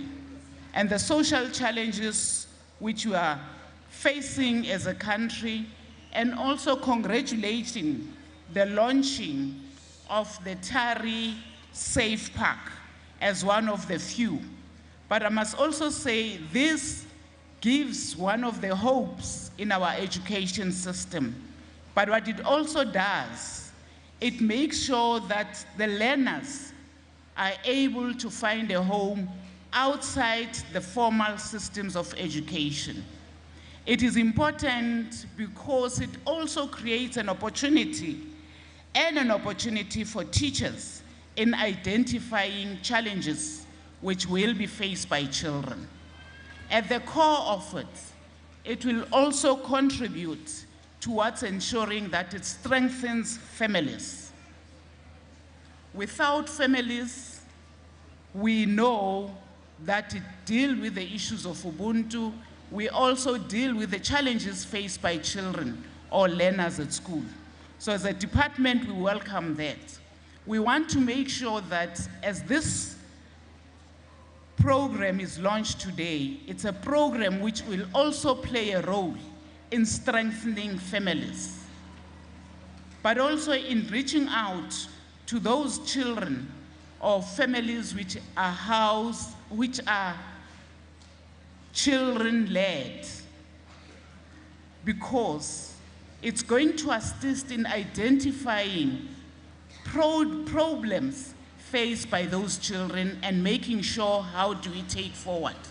So, Deputy President, as the chair of Cyril Ramaphosa Foundation, we welcome this as a contribution to the total contribution to education of learners, not only going to school, but in being able to identify root causes which are faced by young people in the schools. I'm saying this because with the child and the youth care workers we've seen today, as they climb this stage, one critical aspect which they have raised, it's about the focal points, focusing on what is it that will make learners not to be able to be future around Botshabelo. We understand the social in Botshabelo, and with this project, we're looking forward to learning lessons to all other places in our country. And this is a project which talks about safety parks. And if one reflects back when we were young kids and being learners, it reminds us of the past, because there used to be opportunities like this where after school we would go to various recreational centers where we would find assistance in advancing and shaping our education.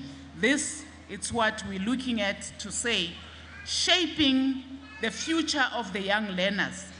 Even if they don't have the support at home, the support will be found in the safe park.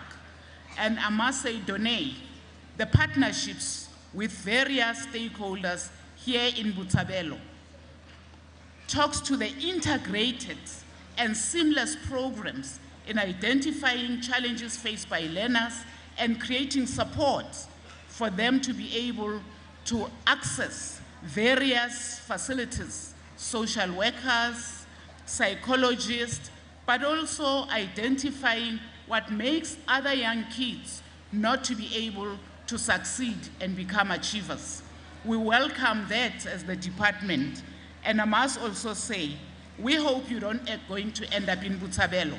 Lessons learned here are going to assist how do we roll out this program together with all government departments in advancing the interest of the young children in South Africa. And I am really saying we welcome what you're doing here and in Deep Slot and rolling it further in ensuring that challenges faced by young kids, it creates an opportunity in building them, their self-confidence, but also creating a forum and opportunity to be able to tell about various challenges which they might confront. One of the biggest challenges which we face as a country, which we believe this program will address, it's the abuse of learners at school. But it will also create an opportunity in identifying educators who abuse children and contributing in ensuring that their future is dark and doomed. So we welcome this particular program, Deputy President. It brings hope, it brings an opportunity for the country to learn from it. I know that it's a mammoth task, but this is how we learn. We start small and grow bigger. And without any waste of time, I will take this opportunity now to introduce the Deputy President of our country, Mr. Cyril Ramaphosa, but also very important for all of us, who is also the chairperson of Cyril Ramaphosa Foundation. A Deputy President who has a vision, a Deputy President who believes that education for young people, the young children of our country, cannot just be achieved by government, but it's about working with various stakeholders, with NGOs, in ensuring we advance the interest of our children. Education as a priority. I must also say, he's not starting now as a Deputy President to set up the Cyril Ramaphosa Foundation. He has always been there in the contribution of education. He has many, many young people who are successful in our lives, also who are entrepreneurs in our business, in our country, and that's what we are seeing. He continues to further contribute in shaping and contributing to young people who are future leaders in our country. Deputy President, you are welcome to come to the stage and share with all of us.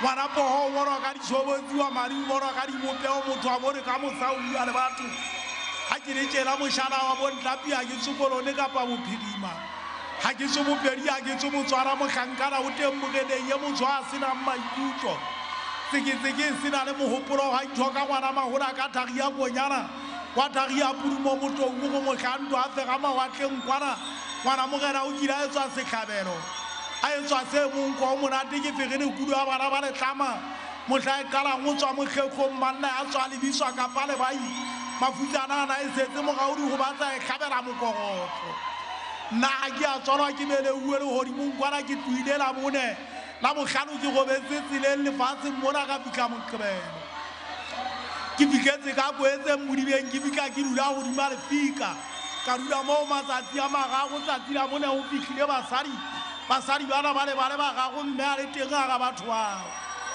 maqheku ha a fitlha ya ba mpona ke moo ba batlang go nkuka ba mpepa ba nyolosa koto boima itse a ba fitlha ka moyaneng gaufinyane le motse weso itse a ba le lebaleng heso mme o sa potela ka moga matileso basadi bana ya ba ba phomola ba mo anetse patjana ya pudi ya nku ba e fetotse mosamo motsotsong o ba ketang o etsa jwalo maqheku a qala o maka polane ba nketa makgetlo a magago kgetlola mone ya ba ba mponela ba bona sepolo ba ge ke motolo ga bo so o tlola modidietsane banna wa tlola lapeng ga bontlapi wa ipaka o tlhaile monna ngwane motola ke kabela manong o abetse mohaka jane letlake nnang ka tšeka motho o phethwa ka sala ke tšeka maetla gae ga ke le tšela ga ke a ikopa mme mmadina o kile a loga ditogo a loga kobo e tshweu itloa ka godimo gomago o ge e ne e fokaela sebakeng fela e itse pele nthe tsa mobu a e tshwara gathe mme wa ka o kgatlhabetsa lefoka ke motlhe a tla fua ngwana moshanyana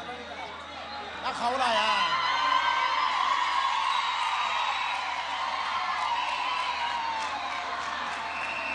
a re duleng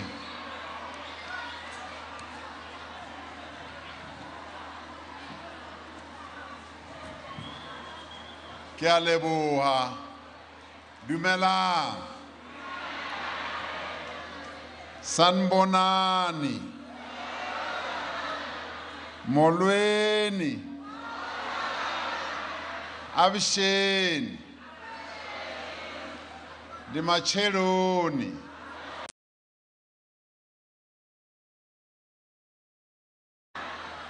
le a bona gore dipuo tsena tse ding a le di tsebe jwale anke ke qale tjena ke le rute dipuo tse ding tse buiwang mona lefatsheng la bahaeso jwale ha ke re abisheni ke Setsonga se buiwang ke batho ba haeso Limpopo mane jwale ha ke re abisheni lona le fetola ka hore ahe abisheni la utlwa he le ithutile jwale ke le rute nngwe hape ena ke ya Sevenda se ke ileng ka se anya letsweleng la mme wa ka ha ke re ndimacheloni le araba ka hore abude ndimacheloni ao le ithutile dipuo tse pedi ka jekulena ke rata ho dumedisa ke qale ka ho dumedisa ntate le mme mona ba tsamaisang mosebetsi ona o re tlileng ho ona ka jekulena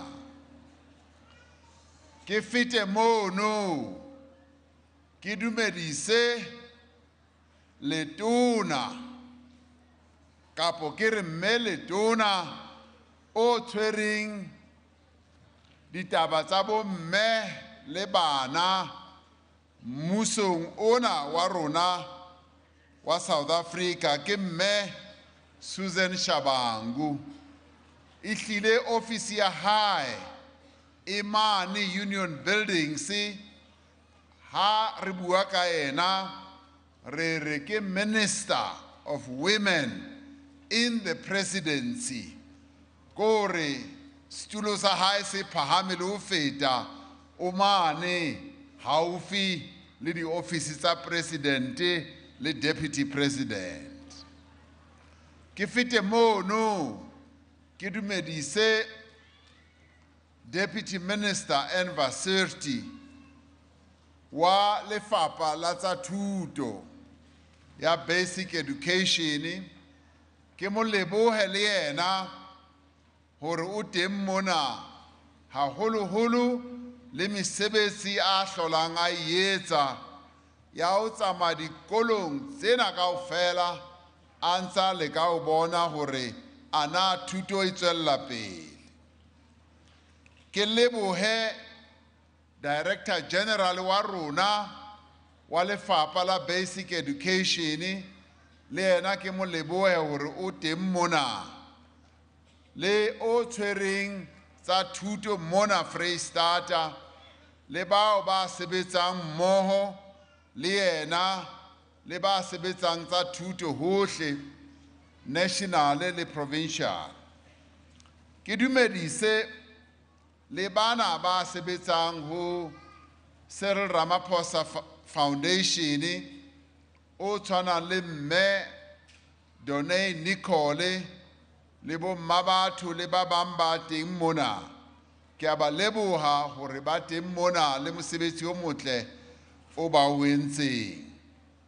Ke batla haholo ho leboha ke dumedise bana bane ba eme mona bane ba bitswang hore ke di child and youth care workers. Ke a kgolwa hore bongata ba bona le a ba tseba.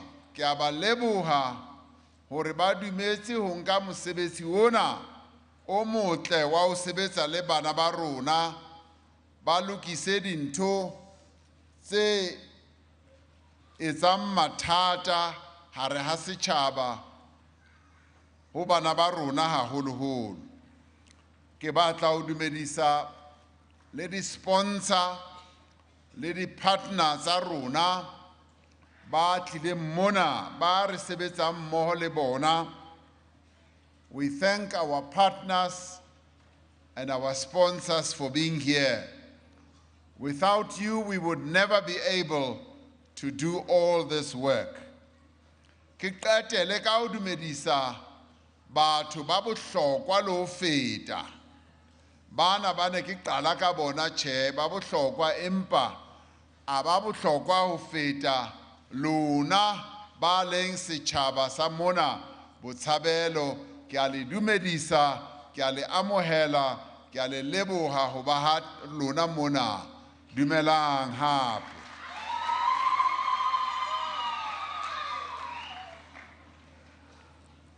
Kajeko lena ka nnete ke thabile haholo hore ke be mona Botshabelo. Ke fihle mona Botshabelo re tlo bula project e ntle ena ya thari. Ke project e rileng ra bona hore ya hlokahala hara ha setjhaba sena sa Botshabelo. Re ile ra re ha re ntse re sebetsa mona re le Kagiso Shanduka Trust re sebetsa dikolong tse 420 tsa mona Freistata dibakeng tse pedi mona Motheo le kwana Fezile Dabi. Ra bona hore ka nnete le ha re ntse re tswella pele le ho otlolla mathata a thuto hara setjhaba sa haeso, ra fumana hore ho na le ho ntse ho etsahala hara setjhaba ho etsang hore ditakatso tsa rona le ntho tsena tse re batlang hore di tswelle pele ka tsela e nepahetseng tsa thuto di ka se kgone hore di tswelle pele ka ntle le hore re lokise mona ntho tsena tse re di bonang. Re ile re ha re shebisa hantle ra bona hore wa hlokahala hore la re ntse re sebetsa le matitjhere, re sebetsa le di-principala, re sebetsa le bana, re sebetsa le batswadi, ho di-SGB tsa bona, re lokisa curriculum, ra fumana hore la re ntse re etsa jwalo, ho na le tse ding tse re hulelang morao, tse etsahalang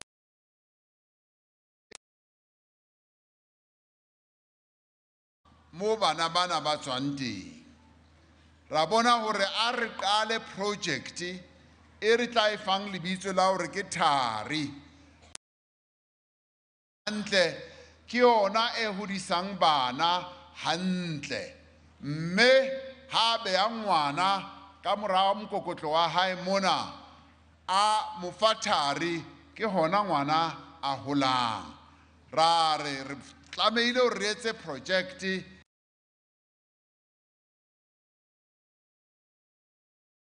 yona e etsang hore re hodise bana hantle. Re fumane hore hara setjhaba mona bana ba rona, our children, are our greatest assets, and they are must protect, they are the ones that we must nurture, and they are the ones we must look after. And looking after them means that we don't only look after them at school, in the classroom. It does not mean that we only look after them at home. It means we look after our children comprehensively, both at home, in the school, in the street, in the play field, wherever our children are. As parents, we must pay attention and care to how they are being looked after and how we are bringing them up. It is only when we take good care of our children today that we will be able to secure a better future for them. To harm our children is to destroy their innocence, is to destroy their future, and also is to weaken our social fabric. Now, we conceptualized this project because we saw that there was quite pockets of neglect in our society, in the community. And we found that we needed to pay attention to strengthening the foundation that is going to enable our children to grow up to be the future of our country. It was the father of our nation, Nelson Mandela, who taught us that there can be no keener revelation of a society's soul than the way it treats its children. Dade Nelson Mandela o ile a re, a hona ntho e nngwe e bohlokwa e ka re bontshang re le setjhaba se na le tswelopele ka ntle le hore re hlokomele bana ba rona. Rona re le Cyril Ramaphosa Foundation re batla ho leboha haholo ba re sebetsa mmoho le bona.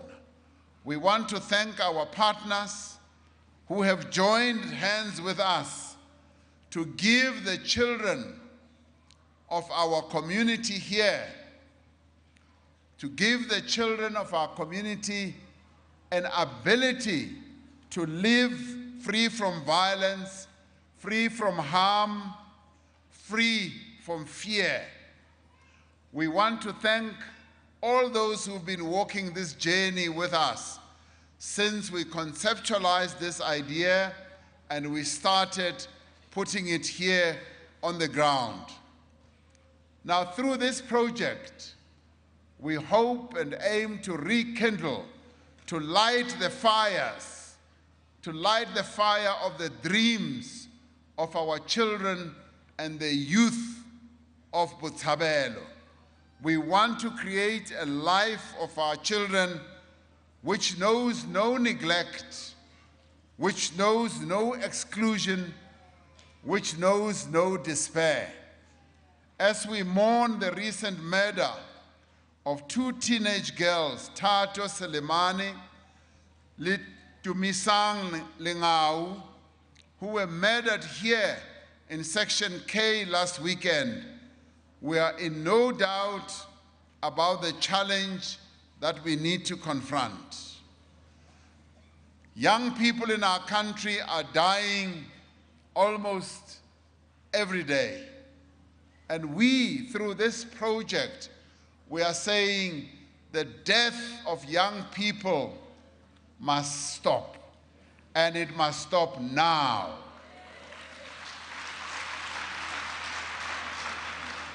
Those who are killing our young people are killing the future of our country, and we want that killing of our young people to stop. Our hearts go out to the families of these young women as we together pledge to bring an end to violence against young, innocent women within our society. And we call on all members of the community to work with the police to bring those responsible for these murders to justice.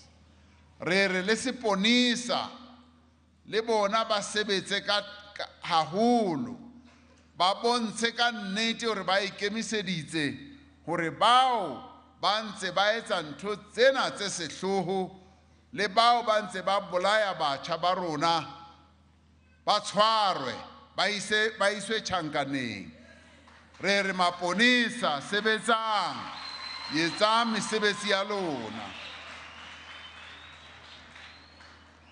We cannot accept that the youth of Botshabelo must find themselves in notorious and violent gangs. Ho na le di gang ke tsena tsa batjha tse tsamayang hohle hohle di otla batho di ropa di etsa di burglaries. Re re ntho eno a e fele a re sa e batla mona Botshabelo. Ke ne ke ile Soshanguve mane le teng ke ile ka fumana hore hona le mathata batho ba haeso ba hula ka thata Soshanguve. Ke ile ka ra ke fitla teng ba njwetsa hore ho kene nyaupe e kene ka nnete setjhabeng. Jwale ba ile ba re e kene ka tsela e tshosang haholo ka hobane ho na le bana ba bang jwale ba e bitsang Bluetooth. Ba re ke Bluetooth ke a kgolwa ke lino, ba re ke lino le blue jwale kore mono ba hlabana ka di-injection ba hule madi ba qala ka ho etsa nthwena ya bona ya nyaupe ba ikopanye ba ikenye ho injection ena ha ba qeta mono motho wa teng a ihlabe ka boyena a hule madi a hae ba kopanye nyaupe ena le madi ba re ha ba qeta mono ba fe ba bang ba bona ba re ke yona Bluetooth. Ba tla o fa madi a hae a kopane le nyaupe ba re ha o inwele kapo ha ba ikentse mading a hao se tse o tsamaya jwale se o bona le lehodimo o tsamaela hodimo. Jwale re ile ra re re lo qala campaign mane Soshanguve ka hobane ntho tsena tse tjena hantle di batla setjhaba, di batla hore re eme ka maoto re ska dumela ntho tsena tse mpe di re hlole di batla hore rona ka borona re eme ka maoto re lwantshe bonokwane bona re lwantshe ntho tsohle tsena tse mpe ha re sa etse jwalo ba tla re hlola ho tla ba ho tshwere bona ho tla be se o laola bona jwale le ho lona mona Botshabelo ke re le batswadi le setjhaba kaofela le tlamehile hore le eme ka maoto le re ho lekane jwale a re sa idumella nthwena a e fele and e fele hona jwale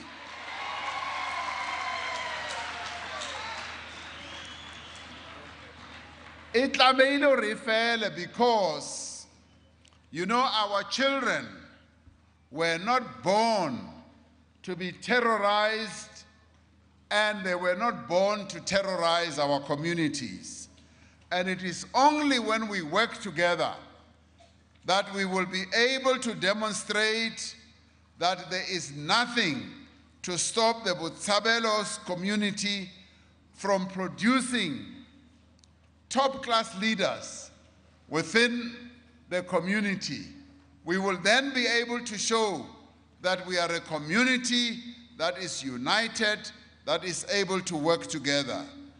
We must be able to show them that we are prepared to achieve the dreams of the young people in this community. I was particularly pleased to see the greatly improved matric results from the schools in Botshabelo in 2016. And I am confident hore le ka selemo sena sa 2017 di results tse tla bang di tswa mona Botshabelo di tla ba di le hodimo go feta di results tsa matriki naheng ena kaofela ke a tshepa hore Botshabelo e tla ba e tsamaela pele Botshabelo ile ya re bontsha selemong sena se fitileng hore ka nnete ntho tsena tsa thuto e dinkela hodimo haholo le ile la kgona hore e be lona ba tsweletseng pele le ho feta jwale ke tshepa hore le selemo sena ka 2017 go tla ba ntse go le jwalo ke ikemiseditse hore ke tla khutla mona Botshabelo re tlo tshwara party e kgolo re keteke re je dinama go be monate ha bana ba rona ba pasitse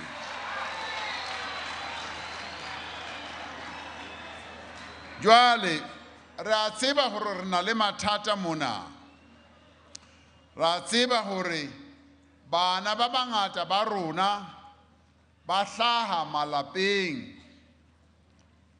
malapeng mo na leng tlhopheho teng mo batswadi ba sa sebetseng ka nnete re a e tseba ntho eno ka hobane batho ba haeso bongata ba bona a ba sebetsi a bana mesebetsi ba hlopheha jwale bongata ba bana ba rona ba hlaha malapeng a jwalo bongata ba bona ba hodiswa ke motswadi a le mong kapo ba bang ba bona ba hodiswa ke bana ba bang hangata re fumana hore bontate ke bona ba seng teng ho thusa ho hodisa bana ba bona ba bang bana ba rona ba hula ka thata malapeng mo ba holang teng sekolo ke sona se bana ba fumanang hore ke mo ba ka tshabelang teng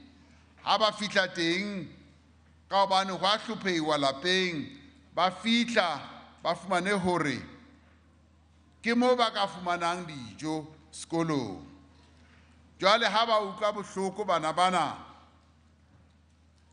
matitjhere a bona le di-principal tsa bona ke bona ba tlameileng hore ba be batswadi ba bona nke ke emise hona mona ke lebohe ke dumedise le di-principala tsa dikolo tsa mona kaofela tsona di-principal haholo-holo lona ba teng mona, ke a le dumedisa, ke isa hlompho ho lona, a re otleleng di-principal tsa rona le matitjhere a rona matsoho.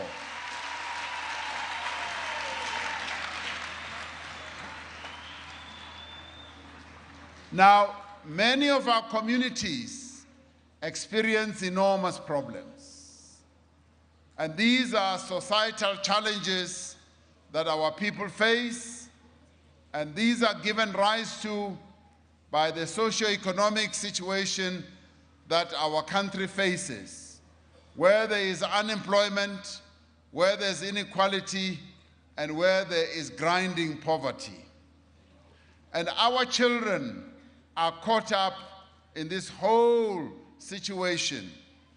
And that is the challenge that we face, that the teachers face, that the principals face, that parents face, that society faces as a whole. It is in this situation that we've got to protect our children. It is in this type of situation that we've got to give them care. We must therefore make it our responsibility to ensure that our schools never become sites of violence or abuse.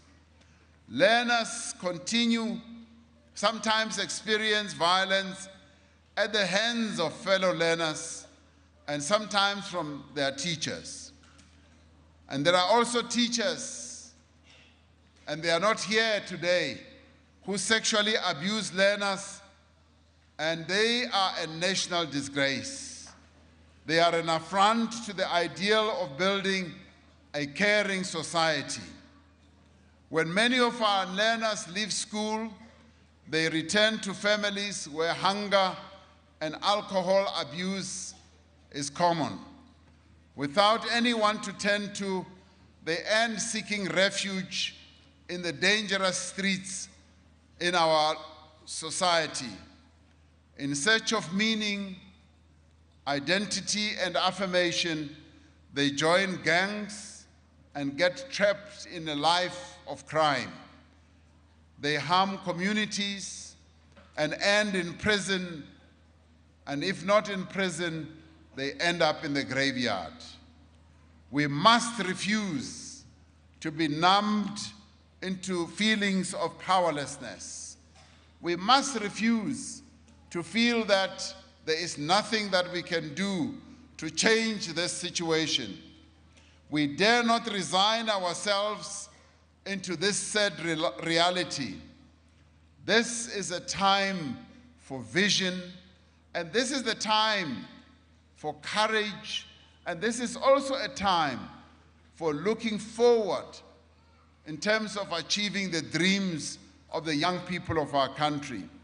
It is the perfect time for bold action to protect and to guarantee the future of our children. This is what the TARI program and the Isibindi ezikolweni is all about. It is about improving the safety of our children and improving educational outcomes. When a school like Rienzing closes its gates, the Safe Park will provide a secure environment for the children after school, on weekends, and even during school holidays. Now, it is important for us to realize precisely what the real importance of this program is all about. It is about giving safety to our children, so that our children do not go around roaming the streets, the dangerous streets of where we live. When they get out of school, around 1 o'clock or so, we want them to come to the Safe Park, a safe park where they will have a place to be cared for. And that is why we've employed these youth and children caregivers, people who are properly trained, who will give after-school care to our young people who will help them with their homework, who will also be able to guide them in their studies, who will also be able to work with them in terms of dealing with the problems and the challenges that they have at home, at school, and on the way to school. It is about improving the capabilities of our young people. Now, it is important that many of our schools, and here we've worked on a cluster basis, to have a number of schools all graduating to one safe park. Now, this is a model we want to be taken around the country so that the children of our country are not subjected to abuse after school, they are not attracted to drugs, they are not attracted to alcohol, they are not attracted to gangs, they are not attracted to all the bad behaviors that are standing out there to attract them. We want to create a very safe and a conducive atmosphere from home to school to safe park and back to home again, so that our children can grow up in an environment that they can feel safe in, where they can play and where they can realize their dreams. Now, our qualified child and youth care workers will empower our children with life skills. Now, this is a three-dimensional type of involvement. We want our children to be looked after at home and to be taught at home. And the home must become a place of great comfort, warmth, and safety for our children. When they go to school, the school must be a sanctuary. It must be a place that unlocks their capability, that makes them clever and makes them be able to deal with the world in terms of their knowledge acquisition.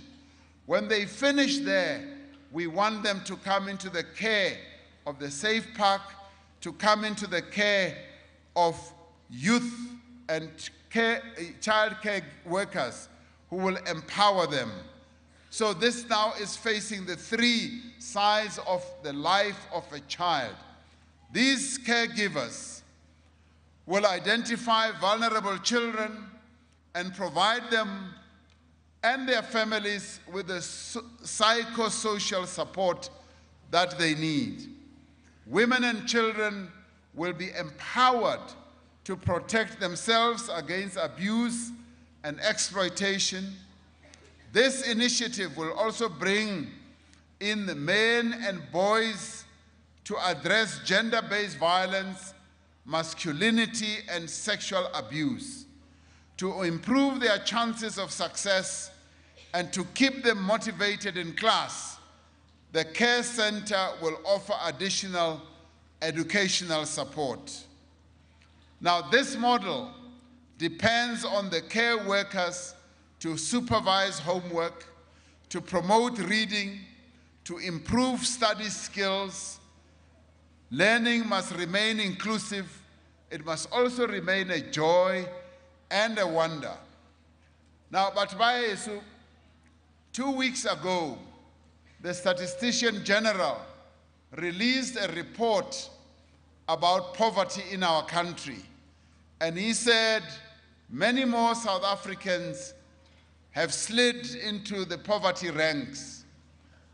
And he said one of the real determinants of whether one is able to get out of poverty or not is education. And he said those who have not finished 12 years of education are the ones who get more and more into the pit of poverty. Ntwena e bohlokwa ke batla hore re mamele hantle. Ke batla re mamele hantle ka hobane re le batswadi re na lo tloela bana ba rona re ba tloele ba ska hlola ba kena sekolo. As I go around the country, I often find that parents need to pay more attention on the education of their children. Sometimes children pretend like they are still at school, and they wake up in the morning, they pretend like they are going to school, and yet they have dropped out of school. And we are finding that a number of children drop out of school. When the school year starts, and the Deputy Minister of Basic Education, as well as Minister Shabangu, will attest to this. When the school year starts, nearly every year, we have 1 million young people who register to go to school. And they register to go into school for 12 years. When the 12th year arrives, we find that more than 500,000 of them have dropped out of school. And we struggle to find where are they. There is universal access to education in our country, and 85% or 87% of our schools are now fee-free schools. And we struggle to find out what has happened to more than 500,000 of these children who started school 12 years ago. Now, we find that some of them tell their parents, yes, I'm going to school, and yet they are not. Of course, some of them drop out of school because of poverty, and some of them drop out of school for a whole number of reasons. But the call that we are making to parents is that pay attention to the education of your children. Look at your children and care for them more closely. When they go to school, become interested in their schooling. Go to the school. Go and talk to the teachers. Go and engage with the principals and find out how your child is doing at school, so that you don't end up with a problem where they have dropped out of school and you do not know. We want our parents, whether you are a single parent or you are two parents, whether you are unemployed, whether you are poor, the one thing that we are urging you to do become interested in the education of your child and go to the school. The school must know you. The teachers must know that you are the parent of this child. This will avoid our children dropping out of school, because when they drop out of school, it becomes difficult for them to get jobs. It becomes difficult for them to have a brighter future. Now, here in Botshabelo, there's no longer any excuse. Ya hore le tloele bana fela le ska ba khathalla hore ba kena sekolo kapo tjhe. Re na le program ena ya thari. Re hirile batho batjha ba tla sebetsang le bana ba lona. Re lona le batswadi hlokomelang bana mahaeng. Matitjhere le di-principale ba tla ba hlokomela sekolong. Bana ba di-caregiver ba tla ba hlokomela ha ba tswa sekolong ba le safe park. Ha re le bararo kaofela rona re ka sebetsa mmoho, re tla fumana hore ka nnete thuto ya bana ba rona mona Botshabelo e tla tswella pele ka tsela e ntle e nepahetseng.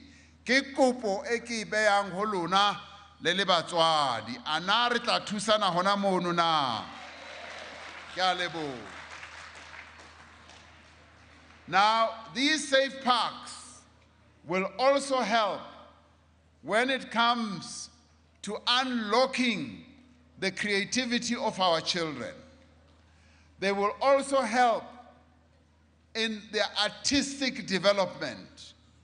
They will also help with their sporting activities. We want to to develop rather young people who are well-rounded, young people who are well brought up at home, based on good values in the family. Bana ba hodisitsweng hantle ka lapeng, bana ba tsebang hore molao ke eng, ba mamelang, bana bao ba tla iswang sekolong, ba ilo rutwa ke matitjhere le di-principala ba hlokomelang bana hantle.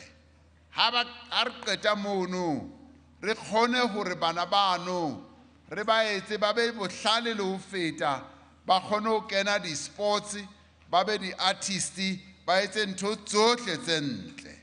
We have no doubt that this project will yield positive results. As a foundation, our success derives from a track record of bringing together various stakeholders to attempt to resolve some of our country's key developmental challenges. Our foundation has been at work, and as Donay Nicol said earlier, has been at work in building models. We don't have all the answers. We build models, we build ways, we build processes of doing things to address challenges that our people face. We have done so in helping small and medium enterprises to develop, as you heard. Today, we've got 1,000 small and medium enterprises that are thriving and successful and have created jobs. We developed a model to incubate those businesses. In the school, we've adopted 622 schools, and we developed a whole school development model, which we've put into practice here in the Free State.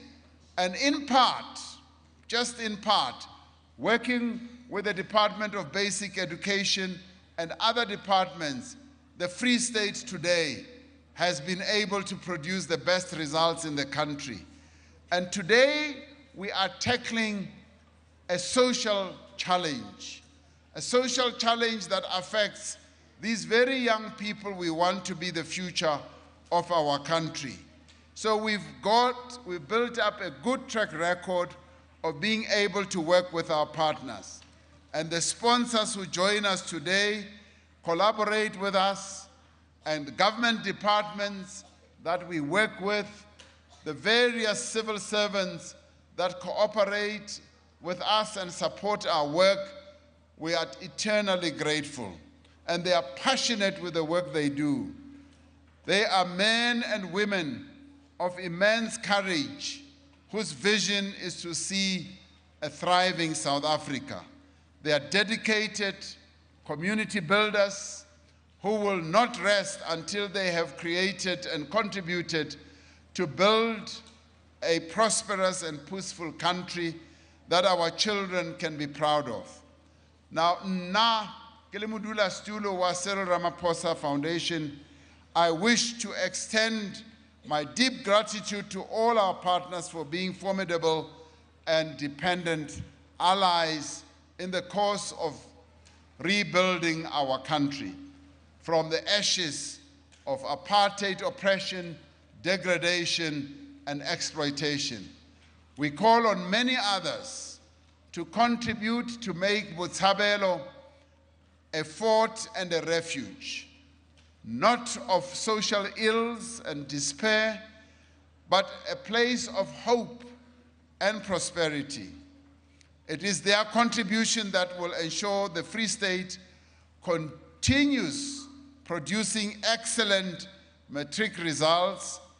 I want to make an impassioned plea to our young people. Please work hard, stay in school, seek support when you need it. Ho lona bana ba sekolo, ke re le sebetseng haholo, le sebetse ka hobane thuto ke yona e tla etsang hore bokamoso ba lona bo be botle. bokamoso ba hao bo ka se be botle ha o sa ruteha. Bao ba ntseng le ba bona ba ntse ba tswella pele ka hobane ba rutehile. Jwale ho lona le batjha ke re dulang sekolong, o ska re a o no ya sekolong ka hobane ho na le batho ba sa utlwaneng le wena. You know, when I was in Welkom, as I was going around from house to house visiting our people, I went into one house and I found a few young people of that home. And I asked them usually, do you still go to school? One of them said, no. Kare, what grade were you in? I said, no, ke ne ke le mo grade 10. Kare, why did you stop going to school? I don't know, I stopped going to school because the teacher did not like me. Teacher hanrati. That's why ke sa tlhola ke ya sekolong. Ke ile ka mo nka ngwanono, ka mo nka ka matsoho ka mo isa sekolong, ka re o kgutlela sekolong ngwanaka. Ntho ele ya hore teacher ha o rate a se nnete. Ra bua le yena teacher wa teng o na le mono, ra etsa sure ngwano o kgutlela sekolong. So ke kopa hore le bana le dule le dikolong, le sebetse hore le kgone ho tswella pele ka thuto ya lona. Don't give up on your dreams. As government, as working together with business, civil society, we are committed to make sure that you do succeed. We want your future to be better than your past. We urge the community of Botshabelo to look after its children, but to also look after this park that we are all going to open shortly. Our children and their care workers must at all times feel secure from its establishment. Botshabelo has always been a place of refuge. When Botshabelo was established, they said, "Baya mo." Sebaka sena ke Botshabelo ka nnete. A re etse sebaka sena se be Botshabelo ba nnete ho ba. Let us make Botshabelo a true place of refuge for our children and make sure that our children get the best education, they get the best support, they get the best of everything. Mo Botshabelo mona. Ke batla hore Botshabelo must not only lead in its matric results, Botshabelo must demonstrate to the whole country that indeed it is a community that has gotten rid of violence. It must be a community that has gotten rid of child abuse. It must be a community that demonstrates that it is the #1 community in South Africa. That is what Botshabelo must be, and that is where Botshabelo belongs. Ke a leboha batho ba heso. Forward, le Botshabelo, forward. Forward, le Botshabelo, forward. Hala, la Botshabelo.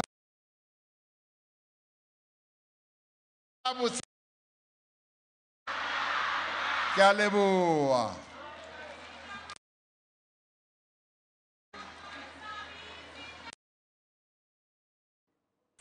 All right, we're losing the link there, but it seems like Deputy President Cyril Ramaphosa